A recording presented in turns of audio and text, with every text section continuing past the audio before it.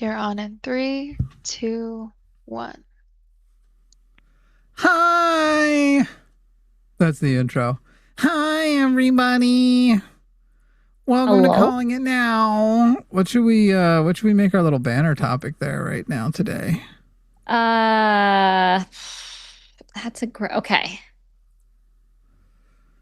All right. MAGA's given up on so much. It's like, what would even entice them to call when they Yeah, failed every step of the way? This is the problem right now. Like, none of them are calling in to defend Trump. that is true. They're just like, nah, Um, Trump sucks right now, guy. what like I want to put up there and like you follow a stupid person, but that's kind of an obvious one. Yeah. Probably just a low blow in that case. But it worked for Jessica Tarlov on Fox and Friends for whatever reason that she was on. Still don't know why she's on that show.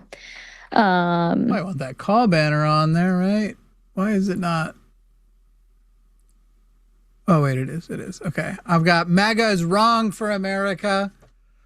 good way to do it. Uh, I mean, I'm going to change it to USA so that we can shorten that banner a little bit. I'm actually already working on the repair for probably by next show. We shouldn't have to worry about lengths of things as much. Okay, cool. Won't that be nice? 336-543-2101, 336-543-2101. If you would like to call and debate us because you ain't us. I'm going to go pop over on Threads. Let's find out if we can entice some Threads people to call in. Hey, MAGA. I think you're going quiet Extinct. because you lost. You know, Trump has failed. That sucks. If I'm wrong, call and debate me and Ari right now. +1 -336 -543 -2101. Lincoln thread to the show. Hey, everybody! Everybody's watching. Go and I'm gonna post this. Go and like boost Interact. this thing. Go to Threads if you follow me on Threads. Jimmy A. Snow on Threads if you haven't started following me already. Jimmy A. Snow on Threads. If you don't follow me already, go and do that. You definitely should. And go and boost the shit out of that post. Yeah, Jimmy A. Snow. And let's see if we can get some MAGAs. It's they're very discouraged, MAGA, right now. It's like, what do they have anymore? What are they doing? What's They going have, on? they, That's I Tucker. mean, their hate. They have hate. That's about it. Yeah, it's pretty bad when even Tucker says, I'm leaving MAG or I'm leaving the Republican Party because y'all cray cray. Um, he didn't say that, but it's similar. Like all of the right wing pundits are moving away from the party and MAGA and Trump, and except for Fox News and the sycophants that watch them. I mean, even Fox just had Ben Shapiro on, absolutely reaming him over how bad the Iran deal was. Wait, you Jesus mean Benny fucking Christ. Johnson? Yeah, I'm you laughing call at him myself. Benny Johnson. Yeah. They're the same Can you person, not tell basically. MAGAs apart? Is it they all look alike? All white men look the same. All people kind of look the same. There's about Yeah, six actually, that's true. faces. I change that number every That's true. time, but there's really just not enough faces to But also, be telling people apart. Ben Shapiro and Benny Johnson, there's not much different. Like they both just happen to be Ben. So Yeah, they're Jamins by a different name. yeah. Yeah. So it was more of a haha. I actually thought that was hilarious. So I was like, well, you know what? It's okay. I just thought it was weird that nobody. So for context, people in a short, Ari mistakenly referred to Ben Shapiro as Benny Johnson, both of whom are just absolutely relentlessly, disgustingly sycophantic GOP people who are serving the interest of billionaires. Benny Johnson, much more Trump end all aligned, and also Yep. just thinks like he also tries to make Christian content every now and then, and has the like dumbest I remember one time seeing a Benny Johnson short where he's like, not gonna lie, this is the best defense of God I've ever seen. And then it was Andrew Tate saying he knows God exists because he's seen the devil and how evil liberals are. And I was like, Oh my God. that is really dumb. That's so dumb. Because you don't know the devil exists either. There's not more natural or super. There's not more evidence for the devil as there is God. There's no good evidence for God. Period. Anyway, Benny Johnson, just a supremely dumb man. Anyway, Ari had accidentally called Ben Shapiro Benny Johnson. And what I thought was interesting is nobody in your comments, not even the right wing people, were like, That's not Captain Johnson. That's General Shapiro. Yeah, it took hours. It took like half the day or more for the first comment to be like, that's not Benny Johnson. And I replied to them, I was like, oopsie, you're right. You should have just said all MAGAs look alike. That would have been a good response too. Like, not even alike. Just all Trump supporters look alike. Apparently Dalton's debating a Mormon right now. I got to tell him, damn, I'm live trying to fight MAGAs. Sometimes I get the text message that's like, if you're available, come tag in and debate this Mormon for us.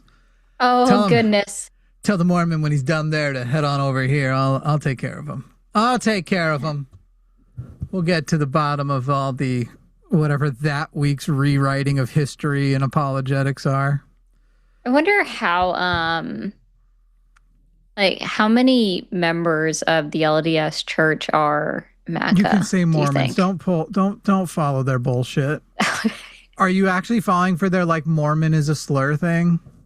No, I've never heard that actually.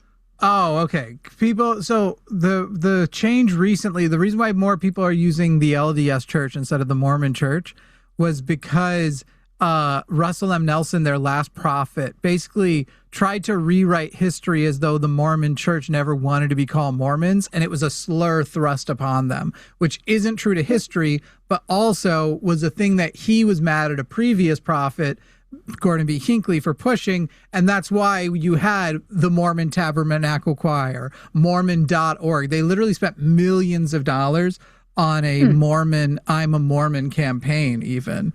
And so basically they just desperately wanted to feel oppressed. So they picked a word that they chose for themselves in the beginning too. Joseph Smith referred to his people as the Mormons. It was not, it was never derogatory, except for that when you are pieces of shit. I would use, I am a Mormon and I will use the term derogatorily. Our church is fucking nonsense, garbage, bullshit. But I'm still on the books. I'm still a baptized member. I'm not a Dan McClellan member taking advantage of the atheist community and building an atheist community following as though I'm one of them and I'm a humanist, all the while giving 10% of all of my income to the Mormon Church, a queer hate group. I feel like I've only engaged that in its most factual basis, and the fact that he does that, I do want to at least one time have said, and by the way, Dan, fuck you for that. On this Pride Month, where you're also giving a bunch of lip service to queer people, but continuing to give 10% of your income to a gay hate group, a queer hate group, that is to say. They aren't themselves gay. A gay hate group, as though one just, it would be very funny if there were such a thing as a one of my mods in TikTok, she's like, I didn't know that about Dan McClellan's. Like, no, I actually, I thought I've told you guys before that he is still a member of the LDS Church while breaking down parts of the Bible, which I find like I enjoy watching him. But he puts it on the shelf. What he presents as scholarship is contrary to the faith he professes, and again funds. That's my problem. He's making a killing over here off of his content and his books amongst a group of humanists while doing amongst the most anti-humanist things one can do, which is funding queer hate. Anyway, 336-543-2101. Conservatism is wrong for America. They have no solutions. MAGA is wrong for America. Yeah. They cannot help us. They are not a future-facing party. All they have is who they hate now and they don't care that they are further fucking themselves over. Yeah. The fact that they just like slurp up the nonsense about this memorandum of understanding being amazing. It's like it's not, and everyone else knows it. And also, let's not forget them constantly giving him a participation trophy for crediting him with success for something that he broke. Yeah. Yep. Yep. Yeah, Sage, correct. Any income he would make off of your view. And it was very hard to get that answer, to find out that he was doing that, because when I first tried to do it, I was like, there's no way. So I'm just going to send a quick super chat so he can clear it up. And I got politics speak of not saying yes or no, whether or not he gives tithing, but just saying like, I can understand why that would be something, and it it breaks my heart kind of language. I don't think he said breaks my heart, but that is the kind of thing, and I understand why that's the kind of thing one would have to worry about. That was when the initial attempt at a super chat, which I now know 10% of would have gone to the Mormon Church, and then it was through his co-host who was trying to set up him to come on the line, a co-host on another project. He wanted him to come on the line. I was like, I don't know, because he won't respond to my messages asking for clarification, and this would be like, this is my line, definitely couldn't. And he got very upset about it. He's like, you shouldn't even be asking people about their charitable donations. Like, if your charitable donations are to a queer hate group, fuck actually off. I don't deserve to know that information. I'm a queer man. Like, legitimately, if the Klan had an NPO arm, would you be telling black people, like, you shouldn't, just because they are officially a part of the Klan doesn't mean you should be asking if they're also financially contributing to the Klan. And it's like, what the fuck is your problem? I'm a queer man wanting to know whether this person who belongs to an anti-queer organization that, again, technically I belong to as well, is financially contributing to them. I do not financially contribute to the Mormon Church. He does. And anyway, it was revealed in that conversation that the reason why he wouldn't be able to come on is that my line, anyway, that my line of we couldn't have somebody on if they are giving tithing to the Mormon Church is one he can't satisfy, and that because he is giving tithing, he wouldn't be able to. And it's just like a huge, like, Dan, fuck you, man. Fuck you for funding. Fuck you for coming to my community. I'm not saying I'm the owner of it. A community I'm a part of. Queer atheist humanists, ex-Mormons. And not making that clear, not disclosing it, using double political speak to hide that shit. Because you know that were you to disclose what a lot of queer people deserve to know, which is that you are funding their hatred, there you would have a different financial reality. It is for a grift that you are keeping that away. It is a position of privilege you have that you aren't questioned, because people are so excited to see an educated white man speak some truth about things, and then they don't even know that certain parts of your religious theology, certain parts of your, like, the positions you make, like about Jesus being separate from God, are actually first rooted in the fact that Mormons are anti-Trinity, not actually because of your scholarship position. You mix the scholarship and the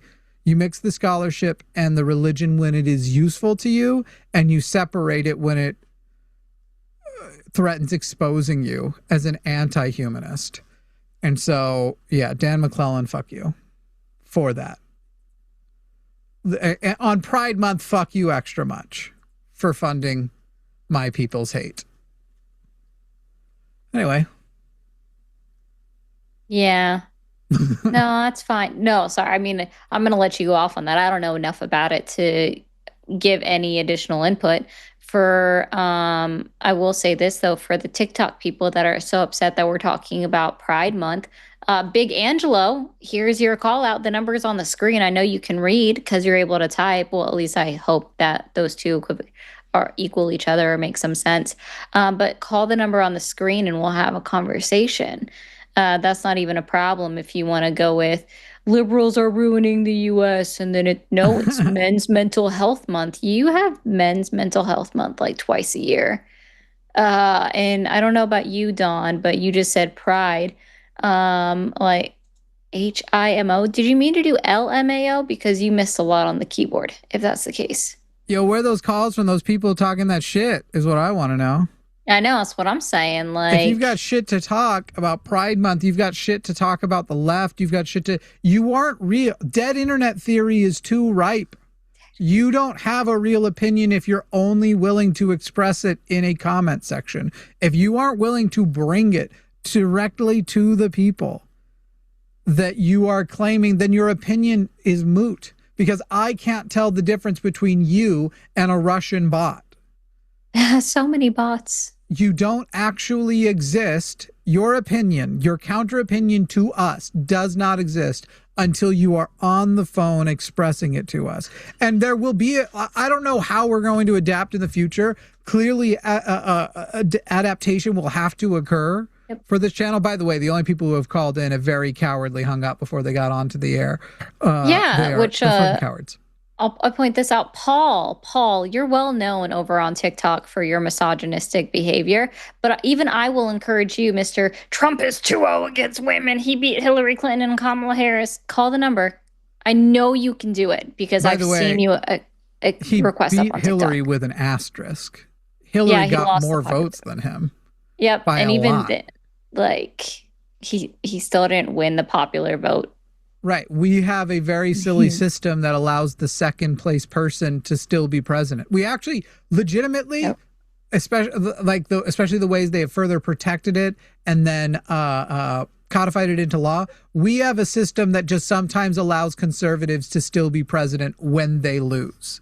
Because everything you hear about the Electoral College, how it was supposed to prevent if some sort of celebrity who was crazy but got a popular cult following suddenly rose to power, it would prevent him from becoming, because he wouldn't have national appeal. He'd only have to have local appeal. Clearly a system that was created when local appeal was scary because a cult could form, and Pennsylvania and Virginia were so far apart that something huge could be happening over there and take it. Like, it's legitimately only makes sense in that world, the Electoral College. It was so fucking, and by the way, it didn't even make sense then. It was to keep, it was to prevent abolition of slavery. Like, the Electoral College has always been fucking dumb, but we now use it as a, like, hey guys, just so you know, conservatives, because you guys will so rarely win the popular vote, will create a system by which every now and then you get to win anyway. You still get to be president. It's fucking ridiculous that we keep that in place. It's so stupid.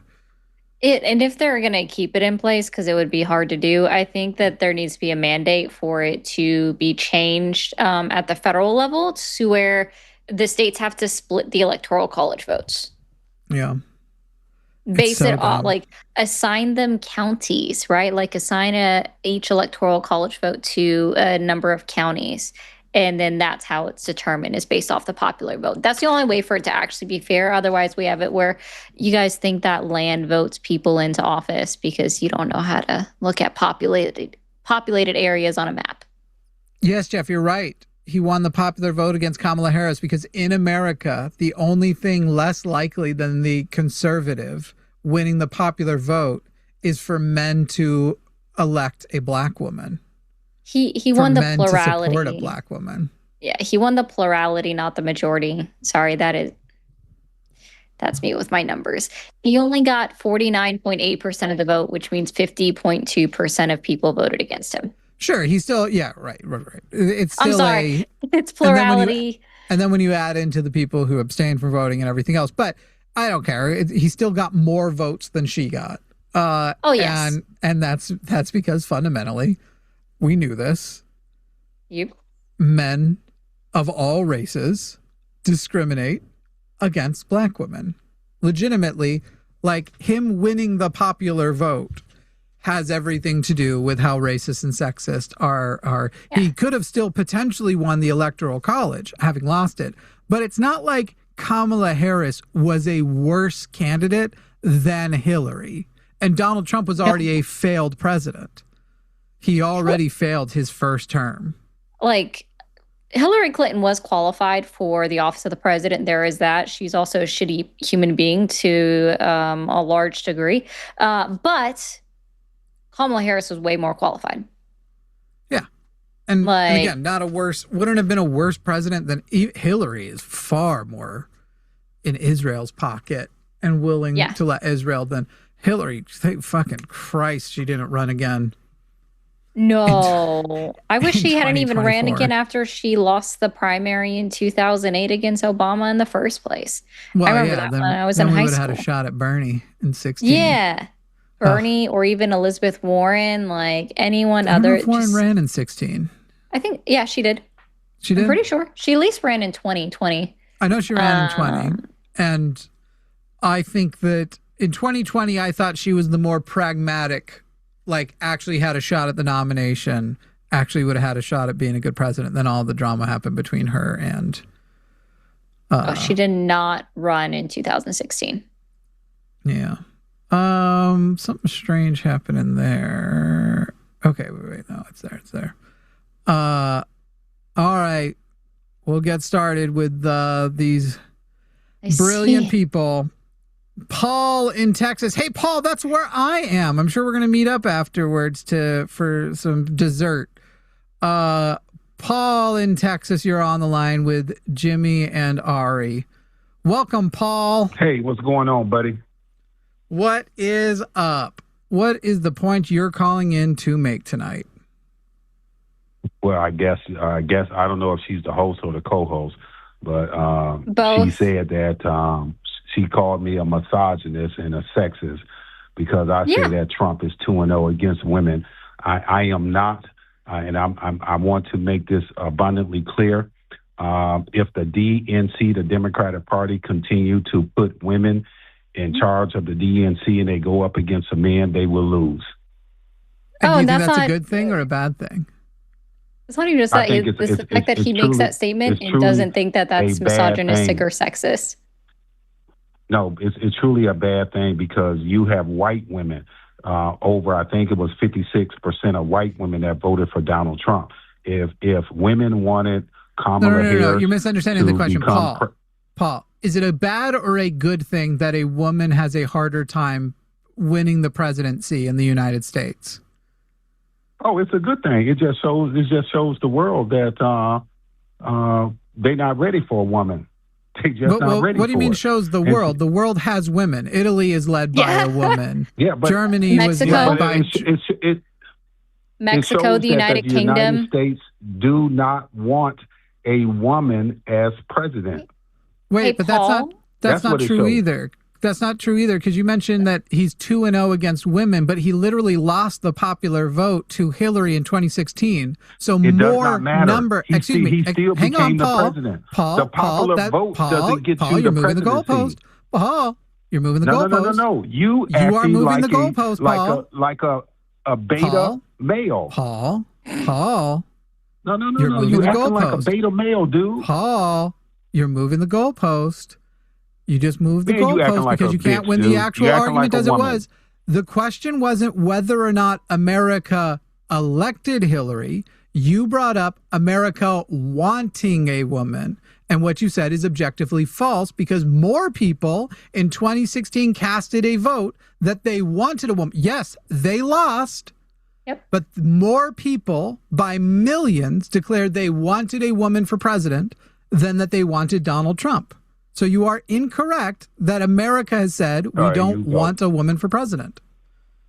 Hey, Paul, I know you can hear my voice, right? Yes, go ahead, young lady. Hey, why is why would you think that calling someone a woman is an insult? Listen. In America, I'm listening. It's not in America. It's just a terminology. I don't know your name. I don't know your first name. If I knew your first name, I'll call you by your first name. So I'm going to refer to you as a woman because that's what you are. You're not a little girl. You are. Do you believe a woman could be a good president, Paul? Forget about the rest of the country and what they vote for. Because God created men and men's supposed to be in charge. Okay, can you prove that?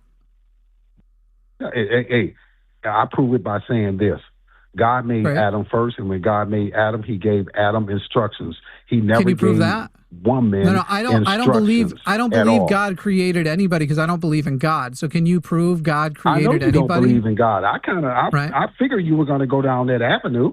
I know Well, it you is, don't believe in of God. course I would go down that avenue. It is the foundation of your argument. It's the correct avenue to go down. It's like if we're walking down the street and there's an avenue that says Free Money Avenue, I'm going to go down Free Money Avenue. It is the correct direction to go. Of course, that's probably but the right kind now of thing you that going Trump to put hell, up my to brother. Laura and his Epstein victims. But, you know, I'm going to go down the obvious avenue we should go. So you've made the claim God created men to be the leader of women. Can you now it's prove always that? been men over women.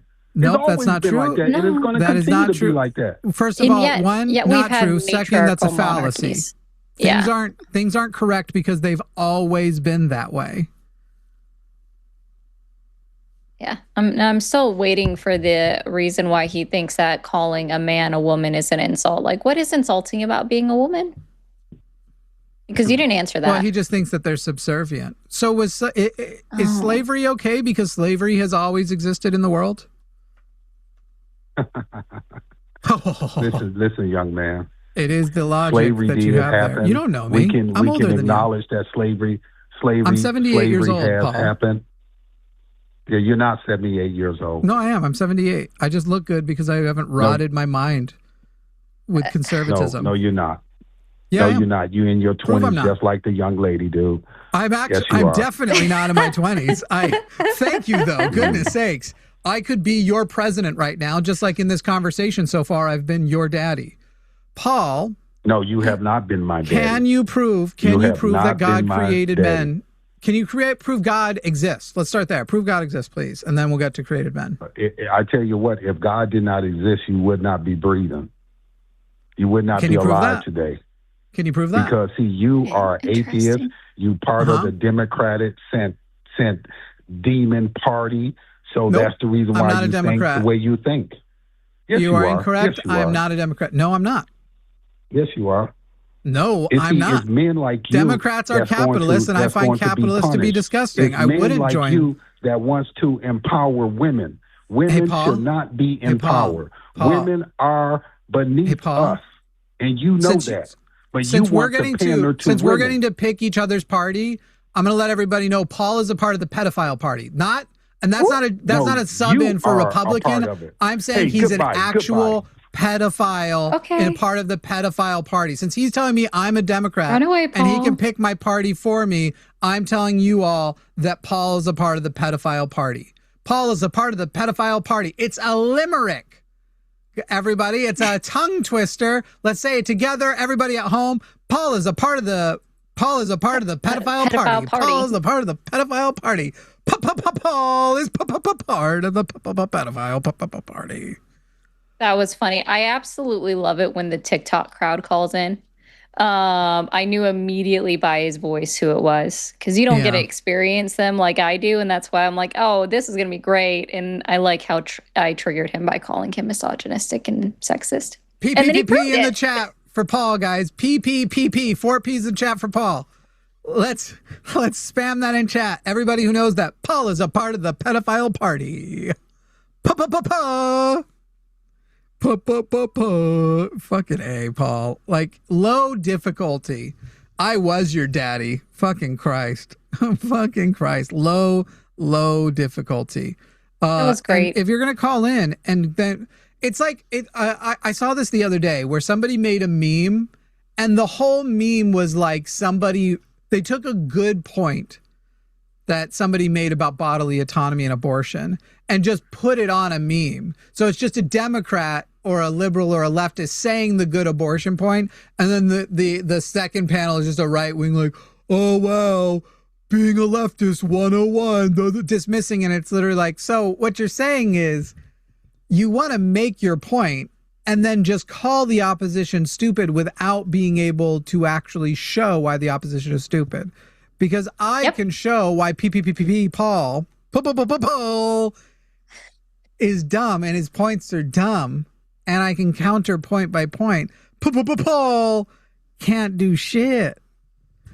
Paul from the pedophile party, thank you for calling. We're going to move on to the next one. Thank you for proving that I was correct. That was great. Thank you.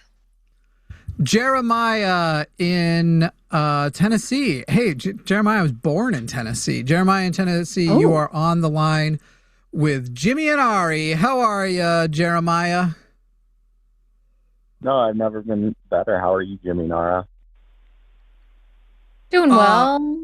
It's Ari. Ari, yeah, I feel sad for you. If this is the best you've ever been and you would take never been better and you're calling here, surely there are better things you could be doing. But if this is the height, life is an experience and you get better with time, right? Yeah, talking to us is a peak, I guess. All right, we got you. We got you, Jeremiah. Jeremiah, what point did you call in to make? I just saw you guys were saying Pride Month is good for us, and it just seems it is blatantly false. No, it's definitely debate and unproductive sexual impulsiveness is not helpful at all or good. Oof, you're unproductive. Totally, do you mean non-productive or ill-productive? Either one. Yeah. But that's fine. That's fine. Language. We understood what you meant. Language is our servant, not our master. We'll accept the ill-productive language. Hard disagree. It is not. First of all, the sexual act isn't ill-productive, nor is Pride Month merely about sex. In fact, it is mostly not about sex, while still saying it's okay to have sex, including queer people. So, what is exactly the LGBTQIQS plus community about? Because that's who runs Pride, correct? Mm-hmm. They don't run Pride. They just are the people that celebrating. It's representative. But what brings that group together besides sex? Mm-hmm. A recognition of an oppressive history that some of which has been overcome, some of which there is still to overcome, and a celebration of that overcoming, as well as a gathering and a commitment to overcome that which remains. Yeah, and it also doesn't have anything to do with sex, by the way. Do you know what asexuals are? True. Yeah, True, that's to do with sex, right? No, it doesn't. What about heterosexuals?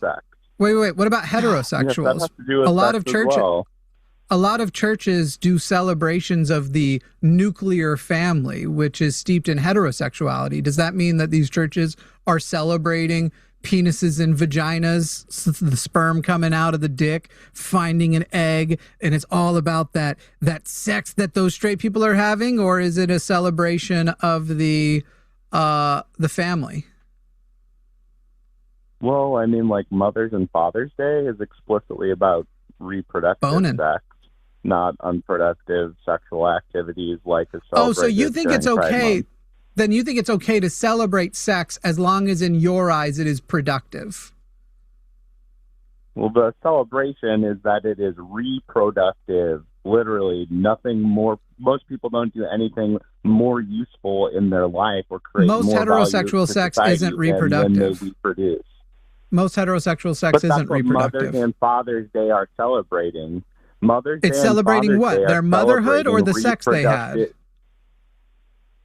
The fact that they reproduced, right, which entails sex, but what's being celebrated is not the sexual act. I actually think it isn't celebrating the fact that they reproduced, because people who, for example, gave up their children for adoption, lost those children, or sperm donors, to a natural abortion. We don't celebrate those people. People who gave up their children for adoption are not celebrating Mother's and Father's Day, homie. Right, yeah, because it's not about the fact that they reproduced. Thank you for conceding the point. Right. Yeah, or even the sperm donors. They don't celebrate Father's Day because they don't know their kids that they've created. It's not the sexual act. It's the actual fact that you are a mother or father to a child. Thank you for further conceding my point. And in the same way that Mother's and Father's Day isn't literally... I'm sorry, Jeremiah, those sounds coming out of my mouth were a sign that I wasn't finished with my point. So now I will finish it, Jeremiah. Okay, so now in the same way, I'm sorry, Jeremiah, these words, do you hear them? Do you hear these things coming out of my mouth? These are words. that's a Still you not done with my problem. point. I don't even know what point he was trying to make about a problem. So as you have conceded, when you started with Mother's Day and Father's Day are about the fact that they reproduced, you have now conceded it's not. And in the same way that Mother's and Father's It's Day, not. You were the while one who an said it's act of about sex, sexual. oh my gosh, Jeremiah. You can't help it. You can't, you're talking about complaining about impulsive Well, you sex. were the one who said that Mother's and Okay, we Father's gotta- Day were overtly sexual. Apparently. Just for the record, people, I've muted you because it's too distracting, Jeremiah. Jeremiah is calling in to complain about impulsive sexual behavior when Jeremiah has impulsive conversational behavior. The reason why he can't understand why things couldn't be about impulses is Jeremiah lives in a world of impulsivity and has no self-control. So now to make the point that he keeps trying to stop me from completing, and I now he has no choice, and can't prevent me, in the same way that Father's Day and Mother's Day, while having within the confines, within the technical background of what they are celebrating, sex is a part of it. It is not the defining part of it. It is not the thing that is most important. And in fact, Jeremiah should be able to realize that this is very obviously true, as asexual people are welcomed at Pride. Queer people, regardless of how much sex they are or aren't having with their partners, because there are also romantic attraction is also celebrated. Transgender people, which have nothing to do with what sex you are having, all of these things are welcome at Pride, and once again are about. By the way, he used so many more letters than I do. Very, very. I appreciate the political correctness of Jared. I find that the plus is pretty adequate. So I'm usually just like LGBTQ, sometimes an A if I'm feeling frisky plus. Everything's in there. LGBTQA plus is pretty good for me. Q, I'm usually referring to queer. I know that some people like a second Q for questioning. I just throw it in the plus. That is a powerful plus. Hell, I wouldn't mind if we just changed it to the plus community, because I've already personally adopted queer community as a singular syllable fast thing. But I appreciate Jeremiah's commitment to political correctness. Yeah, I would just associate the Pride Month and LGBTQIA plus as being non-heteronormative. That's it. Just outside of the scope of heteronormative, which is what you're ascribing to, Jeremiah. And that has nothing to do with sex. Like, it has everything to do with maybe what you're attracted to, or just not being normative. Because intersex people, they exist and they are a part of the Pride community, the queer community, even if they don't necessarily. They can be outwardly presenting as a woman and they still be attracted to men. Like, it has nothing to do with that. The reason why it's a month is all the stuff on top of the sex. By the way, I wouldn't give a shit if people wanted to have a sex parade or a sex celebration, because I'm not a superstitious, think sex is bad, and even that impulsive sex is bad. Impulsive sex is fine in as much as it is consensual. Fuck, I might like a parade all about consenting, and I suspect people in Jeremiah's political party could use some of the education that would come from a consent parade. Let's go ahead and now unmute Jeremiah. Jeremiah, I assume you didn't speak while I was talking that time, since it would have been to no avail. It would have been ill productive, as we spoke before. And now you may respond to the actual points made. Yeah, as I said from the outset, it's not good. It's celebrating unproductive sex. And Again, it's non-productive. And you're still wrong. Impulsivity is not. It has nothing to do with sex. It's non-reproductive. No. Jeremiah, it has nothing to do with sex. No, again, members, sir. This is so silly. Like, it's like he factory reset by you putting him on mute, because he's like, let me start from the very beginning. I'm not addressing anything. The exact same point. Okay, great. You've repeated the same point. Copy and paste my response. For the sake of time, my response is the same. It debunked the bullshit you said. You have not added anything new of substance. Are you going to just crash out and repeat once again? You are wrong about what pride is. I'm not going to have an anti-queer cisgender man tell me, a queer man, cisgender heterosexual man, tell me, a queer man, about what I'm celebrating during Pride. You are straight up wrong. period. And I've already explained why. So you've copy and pasted your initial response. Copy and paste. There you go. Control V. You've now heard my response. Would you like to take on the new information, or are you just going to continue crashing out by repeating your intro statement? Factory reset. Well, there's nothing good about what's being celebrated during Pride Month. Sure there is. Yeah, there is. You haven't named one good thing about it. I have, actually. Celebrating. By the way, this shows how much he only talks and doesn't listen. Yep. Celebrating the emergence and continued existence despite the oppression the queer community has experienced. That is what, do you know what the first Pride was? What exactly is being oppressed? What behavior is being oppressed? What type of behavior was being oppressed? Do you guys like how, again, we're changing goalposts? There is current day, but No, he's using being as into what's the ongoing is and not what the past is. No longer being oppressed. I'm sorry, Yeah, Jeremiah, sure. do you act, before you fill you're it in good. for him, because he's trying to do what is called weaponizing ignorance. Jeremiah, is it your position that queer people have never been oppressed in the history of this country? I'm asking what behaviors And were being oppressed. and we will Were they answer. sexual We will behaviors? and we will answer, but I want to know whether it is your position that queer people have not been oppressed in this country. I don't think there's anyone in this country who hasn't been oppressed. Do you believe that queer people have been oppressed on the basis of being queer? There are queer people, and I said yes. All people have been oppressed for lots of reasons, for different Okay, identity but I groups didn't that ask they for lots of belong to. reasons. That includes queer I asked people. for on the basis of being queer, not for lots of reasons. On the basis of being queer. I just answered that for the third time. Yeah, asked and answered. Thank you. Third Thank time. you. Thank you. This is another thing. It's always people like this who debate so dishonestly, who try to use such specific strings of words that aren't direct answers because they want to back out. It's just like if you ask a person like this, Jeremiah, well, you're not up for a political position, so you'll just probably say no. But if you ask a person who's trying to get a judgeship, like a Republican, did Donald Trump win the 2020 election? They will say Joe Biden was certified as the winner of the 2020 election, because they know if they answer directly, they can't back out for the people they want to back out on. So anyway, now that he said yes, Jeremiah, have the laws that America has used in the past to oppress queer people gotten better in the last few decades or worse? I think they've definitely gotten worse. I'm curious what types of behaviors those laws were, quote, oppressing in your mind. Were they sexual When you behaviors say that were worse, being when you say worse, do you Behaviors. mean that they have what become were the more laws we're oppressive? talking about here?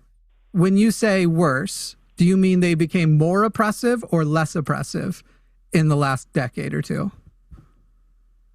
Oh, Conservative more non-believer, oppressive. shut the fuck up. Yes, he absolutely was being dishonest. Don't be so fucking redacted every So, time but you what show up to this exactly chat. is the behavior that you're talking about, that Pride celebrating, that was being oppressed? That is We're getting no there. longer being We're oppressed? getting there. We're getting there. Do you Was it believe, sexual behavior? do That queer Pride people has have nothing to do more with that. rights to be queer now than they did 20, 30, 40 years ago?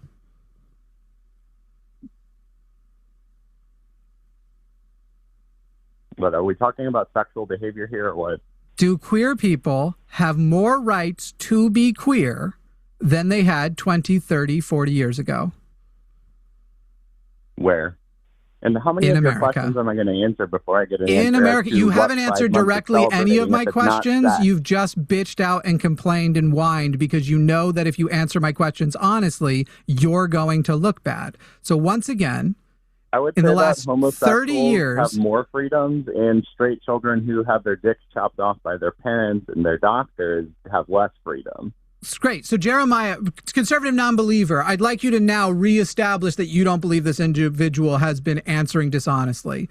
Just went ahead and tried to answer with power conservative words, anti-trans words that have nothing to do with the question, but is desperately now, because he knows he is losing on queer oppression, wants to desperately now move the argument to about trans people and their existence. And we've talked about this on the show many times. Yep. When trans people are not the topic of discussion and then they suddenly are, every time that is a person admitting they're wrong. And they now want to move to something that now they will have supporters on, because the supporters do not care what the science says, doesn't care about modern psychology, doesn't care about medical science, doesn't care about any of that. All they care about is boys have penis, girls have vagina, and lying about children getting, as this caller has just said, their dicks lobbed off. So Jeremiah, once again, going to ask you a simple yes or no. Do queer people have more rights? Do queer people have more? And you've answered directly none of them. Do queer people have more rights? I've answered like 10 questions. You have answered. You have not answered directly any of them. Misbehavior. Okay, so we've muted Jeremiah again because once again he can't help himself. Jeremiah won't answer a question directly and honestly even once. He wants to load it up. And by the way, if he would answer them directly, once we get to the point, it's called the Socratic method. I'd suggest Jeremiah look it up, but he'd have to learn to spell first or read. I'm amazed he was able to dial in.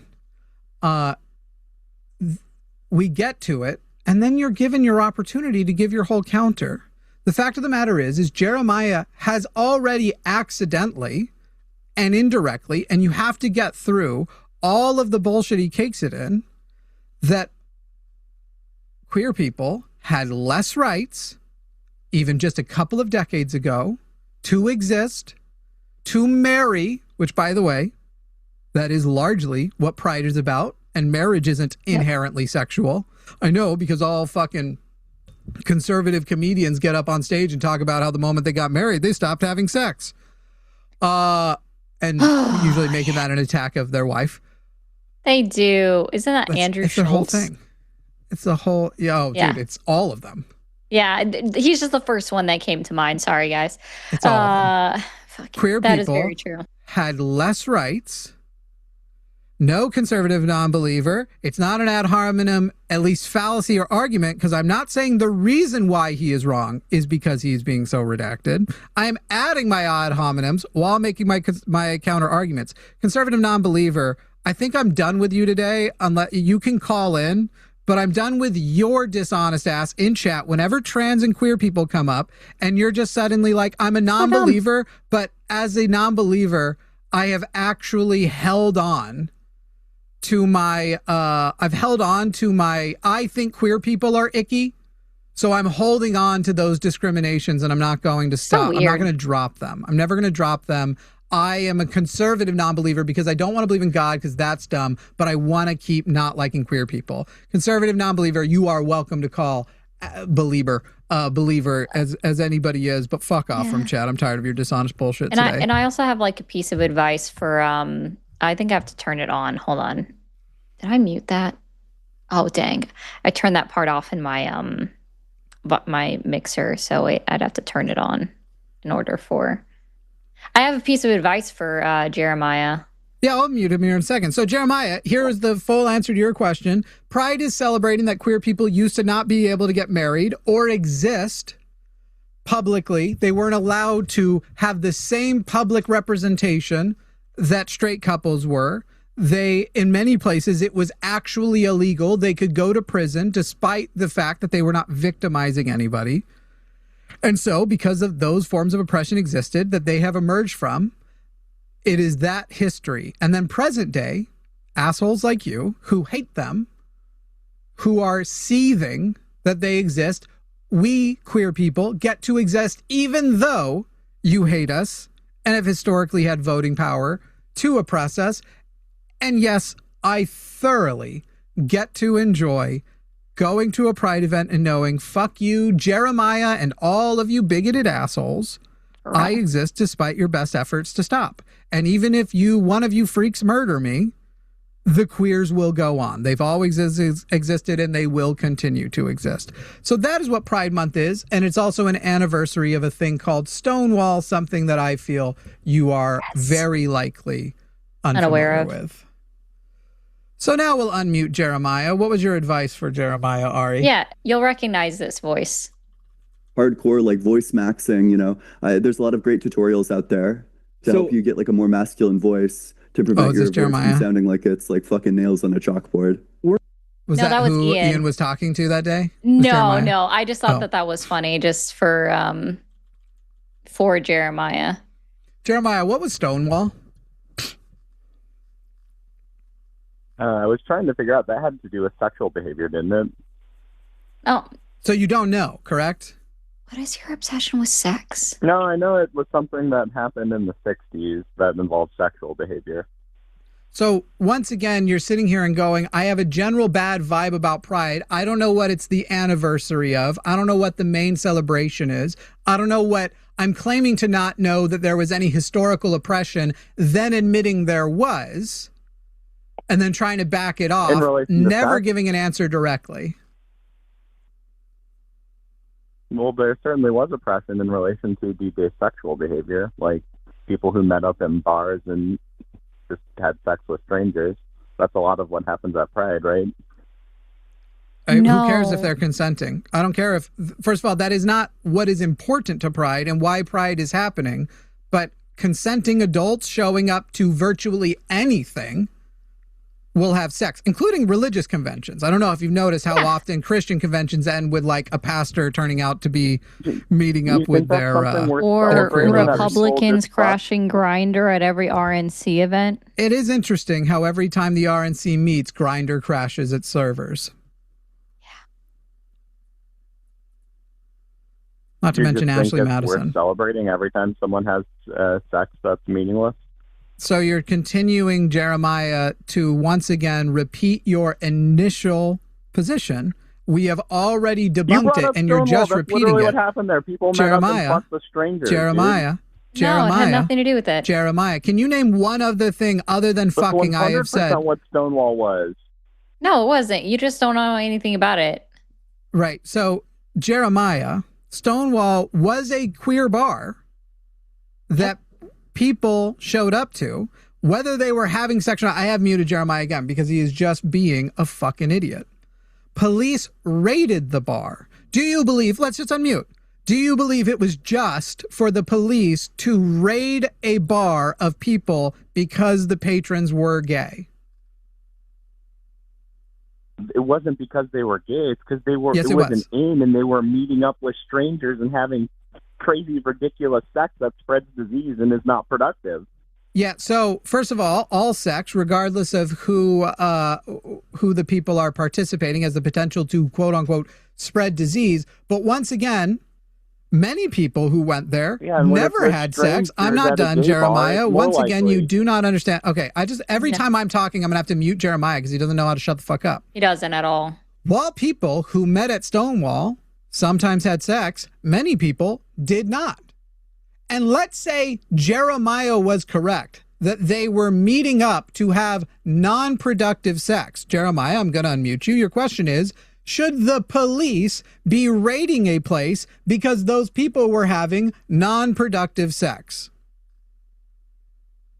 If people are meeting up to have orgies, that is the worst thing that's happening, not the police breaking it up. Heterosexual people have orgies. Should that be illegal, and should police be empowered the police should break up orgies? Yes, they should. That shouldn't happen in our society. We shouldn't have big because it's debasing to the participants. And it is not. Okay, what if the orgy isn't? What if the orgy isn't? What if the orgy isn't unsafe? Because these days, for example, lots of queer people and people in general take PrEP or use condoms or have actual orgies. Excuse me. Excuse me, Jeremiah. I'm not done. It most assuredly does, but sure. Endorphins. Or there are many orgies where the people in advance, everybody gets tested, their results are shared. So everyone there, it is guaranteed consent and sexual safety. Should the government be sending the police to break up that orgy still?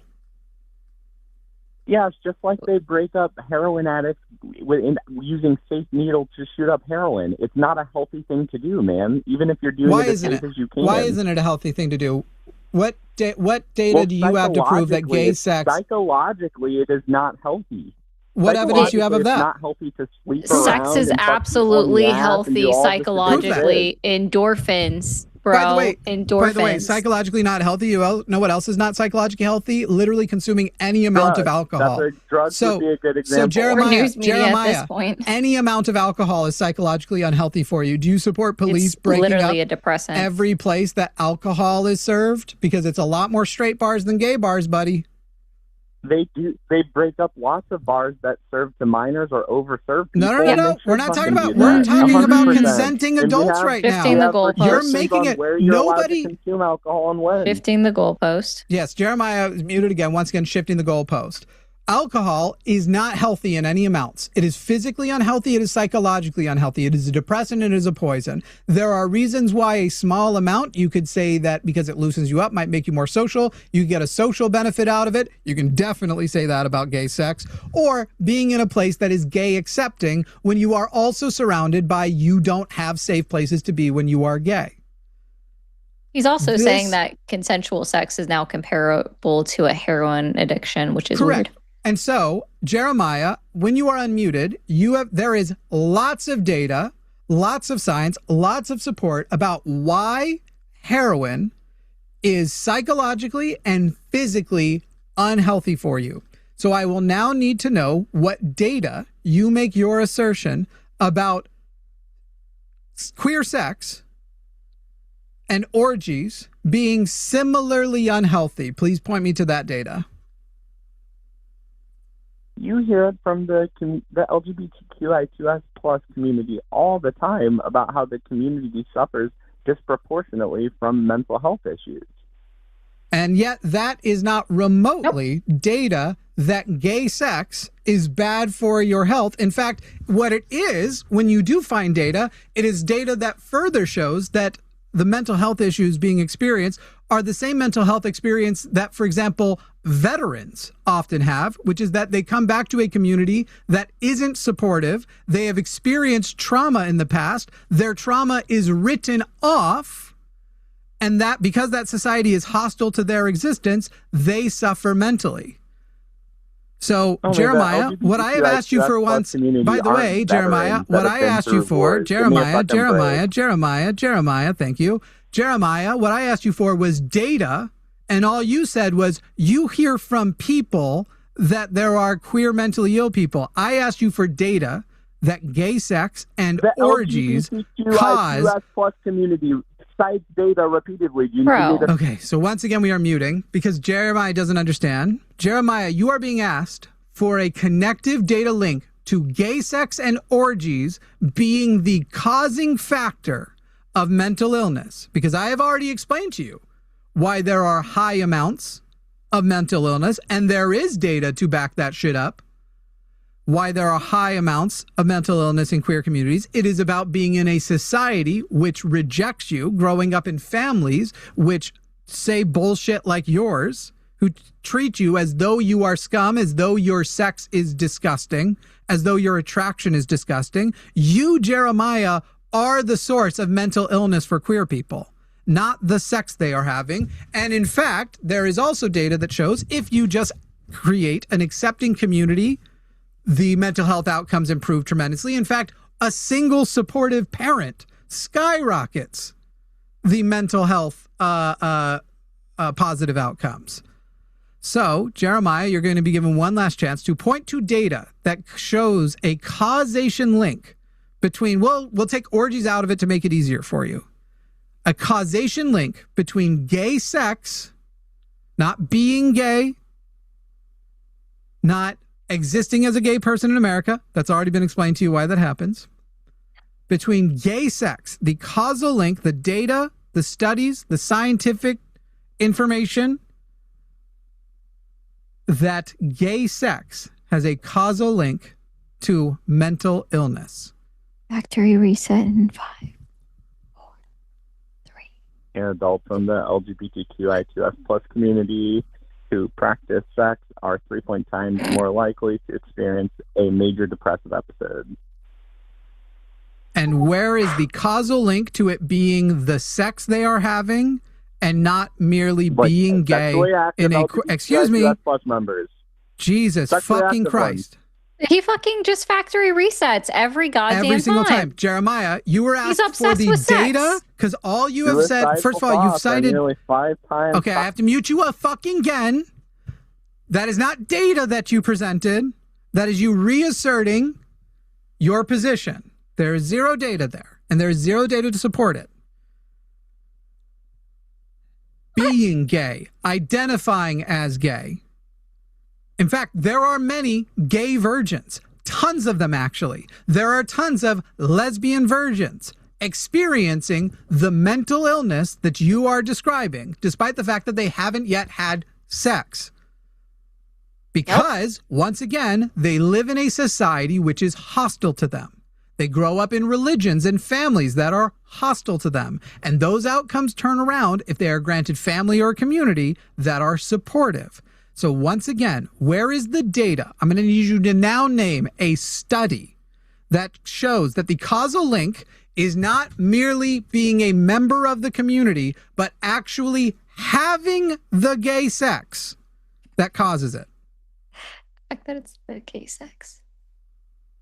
I've cited 3 different studies, and you don't want to discuss any of them. First of all, you haven't cited a single study. Anything. You've read words, going on right? This ridiculous tirade, pretending that Jeremiah, how do you cite a source? Hi, Jeremiah. Jeremiah, I need to take you back. I've just muted him again. By the way, I never said it has nothing to do with sex. I said it is primarily not about sex.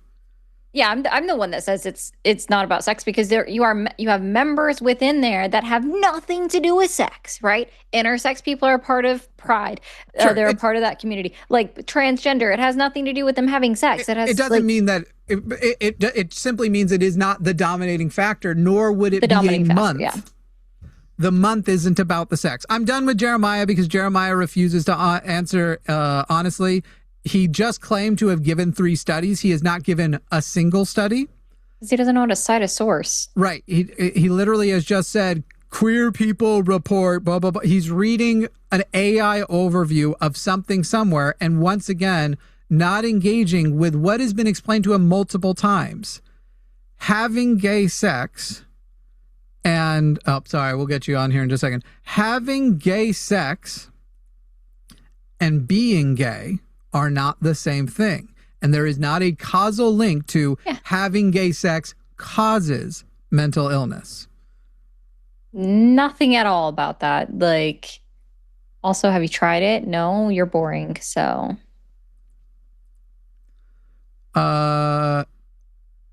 Let's see. Sarah in Florida. Sarah in Florida, you're on the line with Jimmy and Ari. How are you, Sarah? I'm great, but I'm like way behind now because of this. You know, I was getting on the line for something else. No, it's cool. We move around topics. You don't have to talk about gay sex. Do you want to talk about gay sex? I don't mind, but that's no. Yeah, you can talk about a completely different topic is fine. Are you gay, Sarah? I'm not. Oh. Well, then you just be, I mean, you could speculate if you like the last caller, about whether or not gay sex is the cause of mental illness in queer people. But otherwise we can just move to your topic. You know. Well, so what's your topic? So it was forever ago when you guys were talking about women presidents. Mm-hmm. That had run. Hillary. I think you talked about Harris a little bit. Mm-hmm. Just the fact that they had ran. Yes. I don't recall exactly, but I think you were kind of talking about how, correct me if I'm wrong, but that people weren't ready for a female president, maybe something along those lines. I don't feel that they're not ready for it, but that was what the caller asserted. The majority of people in 2016 asserted that they are ready for it. And also the second most popular primary candidate, even on the Republican side last session around, was Nikki Haley. She just didn't have Trump levels of support, and he is a cult leader and owns that party. Yeah, and it was just a misogynistic man that said that the United States wasn't ready for a woman president. Yeah. Oh, okay. Yeah. Yeah. So I didn't really understand that because I don't think it's true either. And also, I don't mean to like get anyone going, but what happened to the 10 million, correct me if I'm wrong, votes that went to Biden that then those people did not vote for Harris? It wasn't that big of a difference. Or sexist?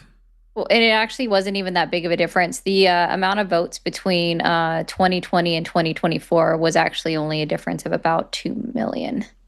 There was 152 million votes in 2020. There was 154 million votes in 2020 and 152 million votes in 2024.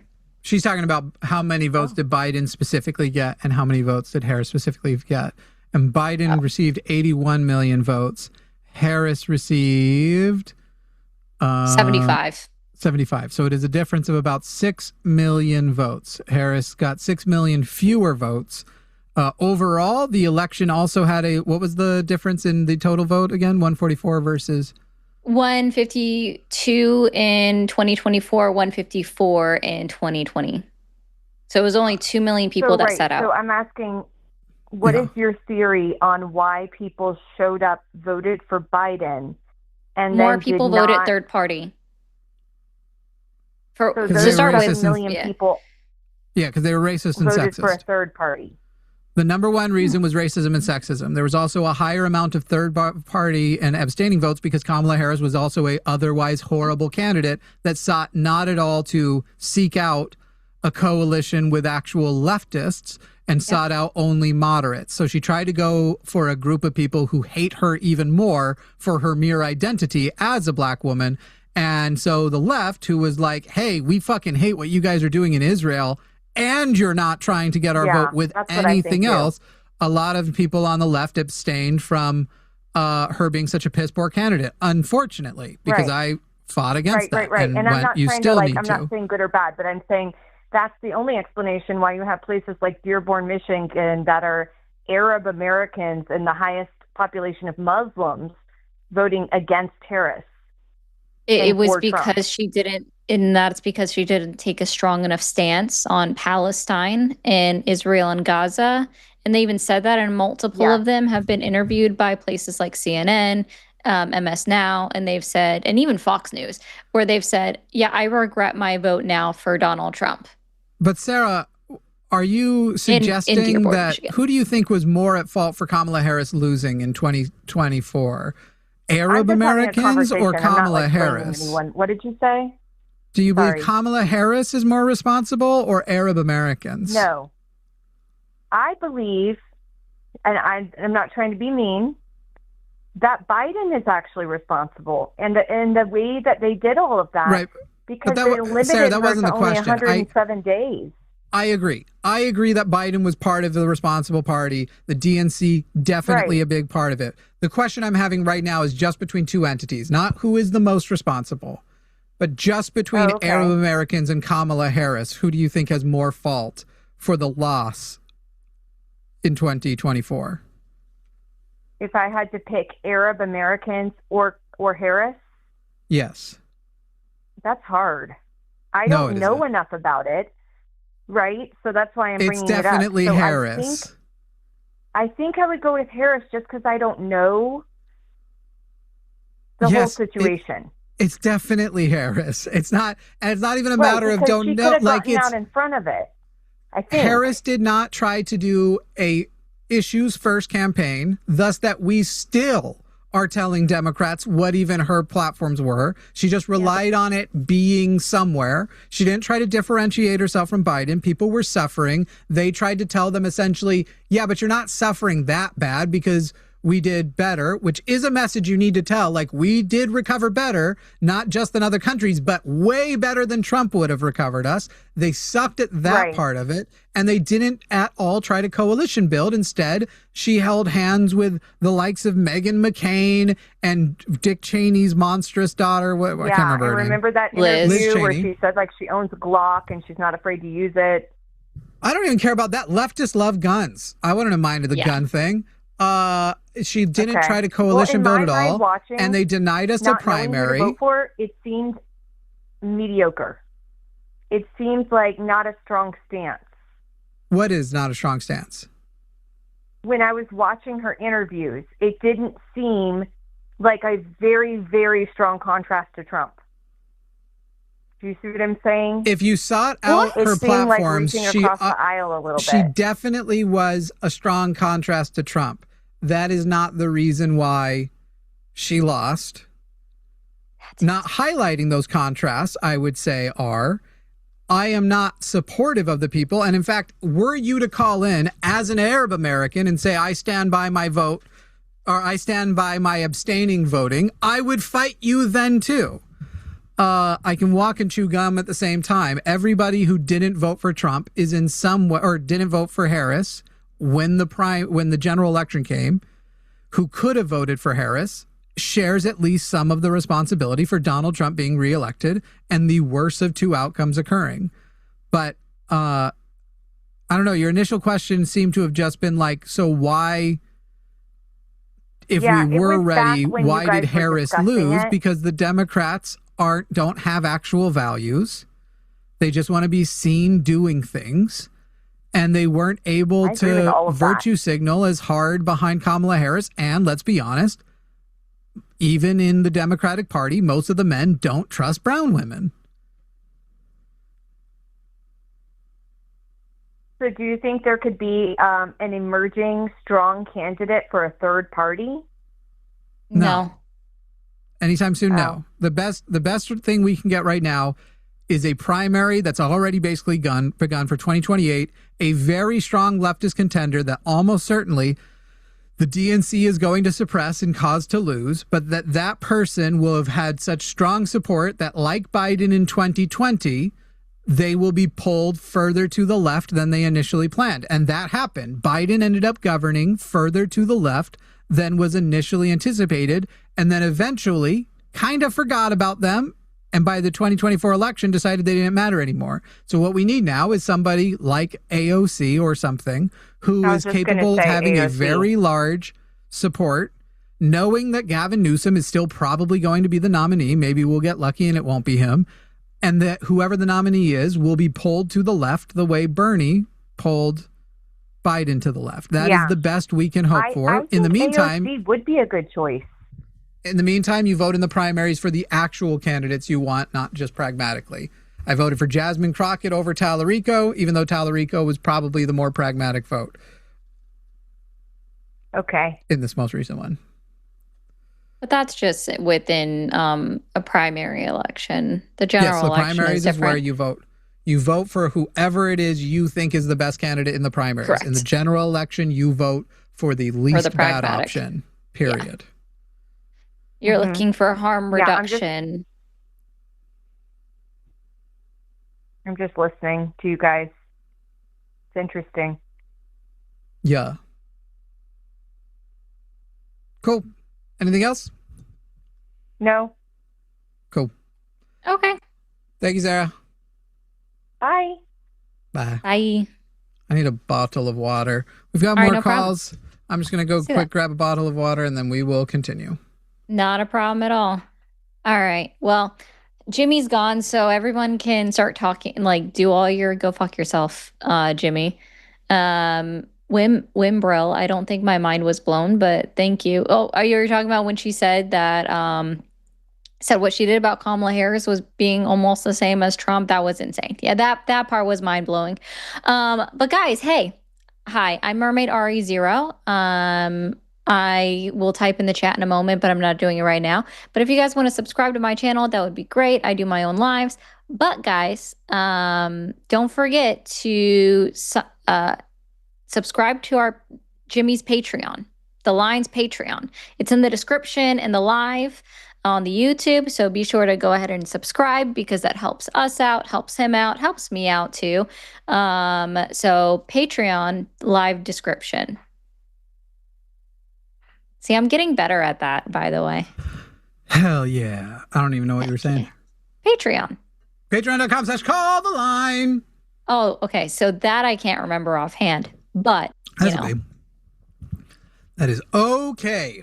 And then I also told him to do the GFJY. So, or GFY. Go fuck yourself, Jimmy. Yeah. Yeah. I said that all out of order, and I'm sorry, guys. Are the current calls just leftists?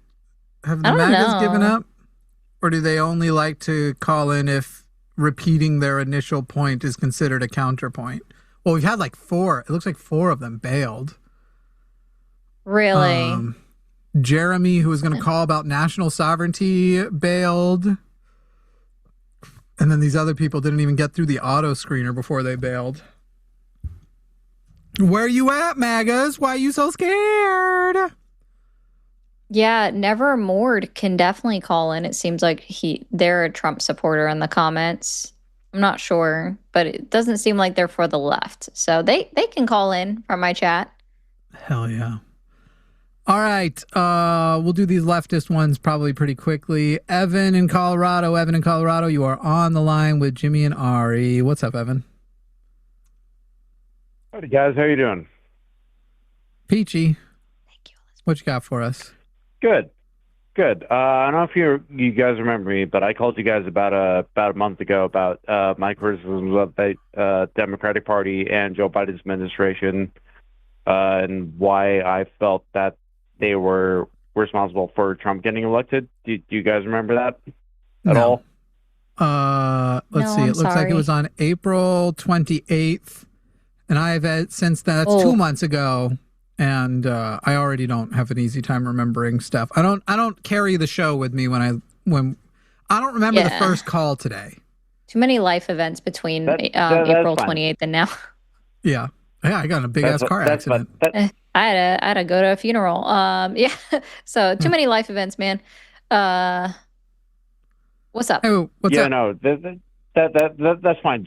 So I guess just to refresh you guys' memory, I called in about my criticism about the Democratic Party not being strong enough, and why I felt that they were the reason why we got Trump elected. And you guys criticized me heavily for being a non-voter. If that rings a bell. Yeah. Oh, I mean, I've done that a lot. I mean, you're talking about 2 separate things. I also criticized the DNC and the Democratic Party for what a fucking shit job they did. Yep. And while Evan, I blame them more than I blame you. I still blame you. Yeah, I will also heavily criticize non-voters every day because at that point, I remember that in that call. Yeah, because there's a point where when is enough to get you to go out and vote and actually stand up for the people in your life, or the people that you agree with, or the values that you believe in, if you're not going to get out and vote. Simply sitting back, sitting on your hands does nothing but go with the status quo. And we know that the status quo is harming communities. That Donald Trump is doing what Donald Trump is doing now, and Evan, I presume you're calling to say you still feel the way you felt then, blows my mind. Absolutely. That you didn't participate, that not only as the thing that you did was not only abstain from voting and participate in a culture of abstentions, but also didn't participate in a culture of trying to get more people in swing states to vote who otherwise wouldn't have. So 100%, I also blame you. Sure. Yeah. I mean, yeah, I guess. And I hate your shirt. Whoa, wait. What shirt do you think I'm wearing right now? I just felt like adding an extra insult onto the end. All right. What you got? That's funny. In response to all that. It's not. Anyway. Okay. So what, on that point, of, abstaining from voting. I guess from new news that has been come out. Have you heard of what has been happening with Joe Biden right now? Wouldn't matter. Joe Biden wasn't running for election.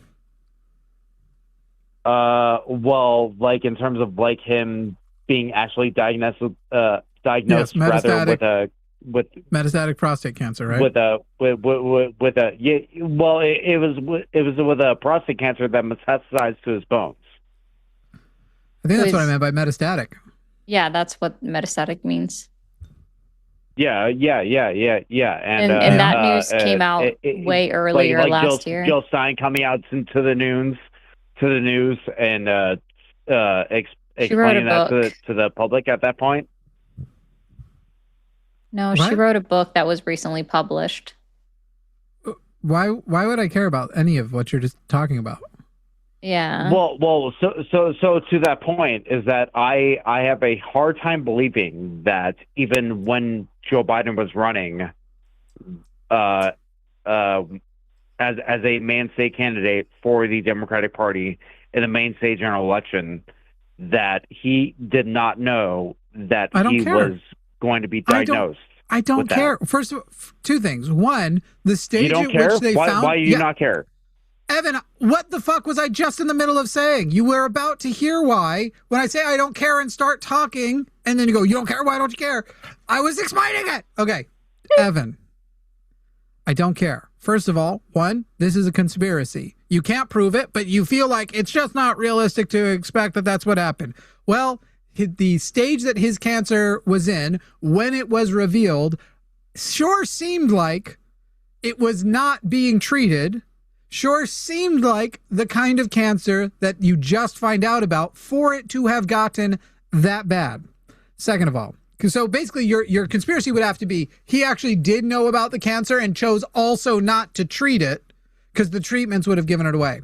Second of all, he didn't run for re-election. On that aspect, but go ahead. Second of all, he didn't run for re-election. Third of all, the dude was fucking crazy.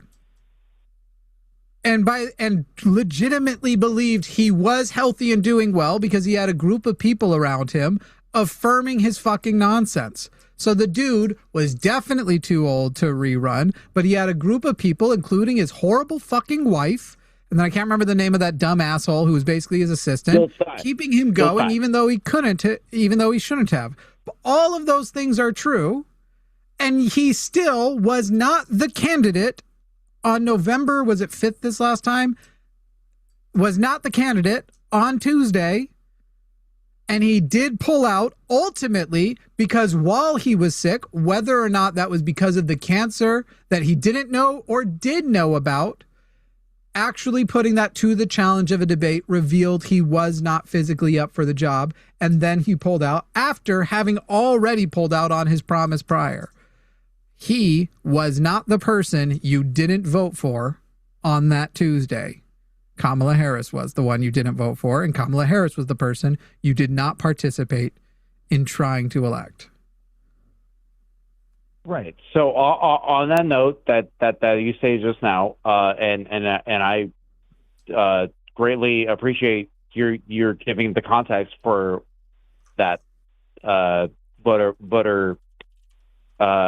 abstemiousness, or rather consciousness of knowing that after the fact.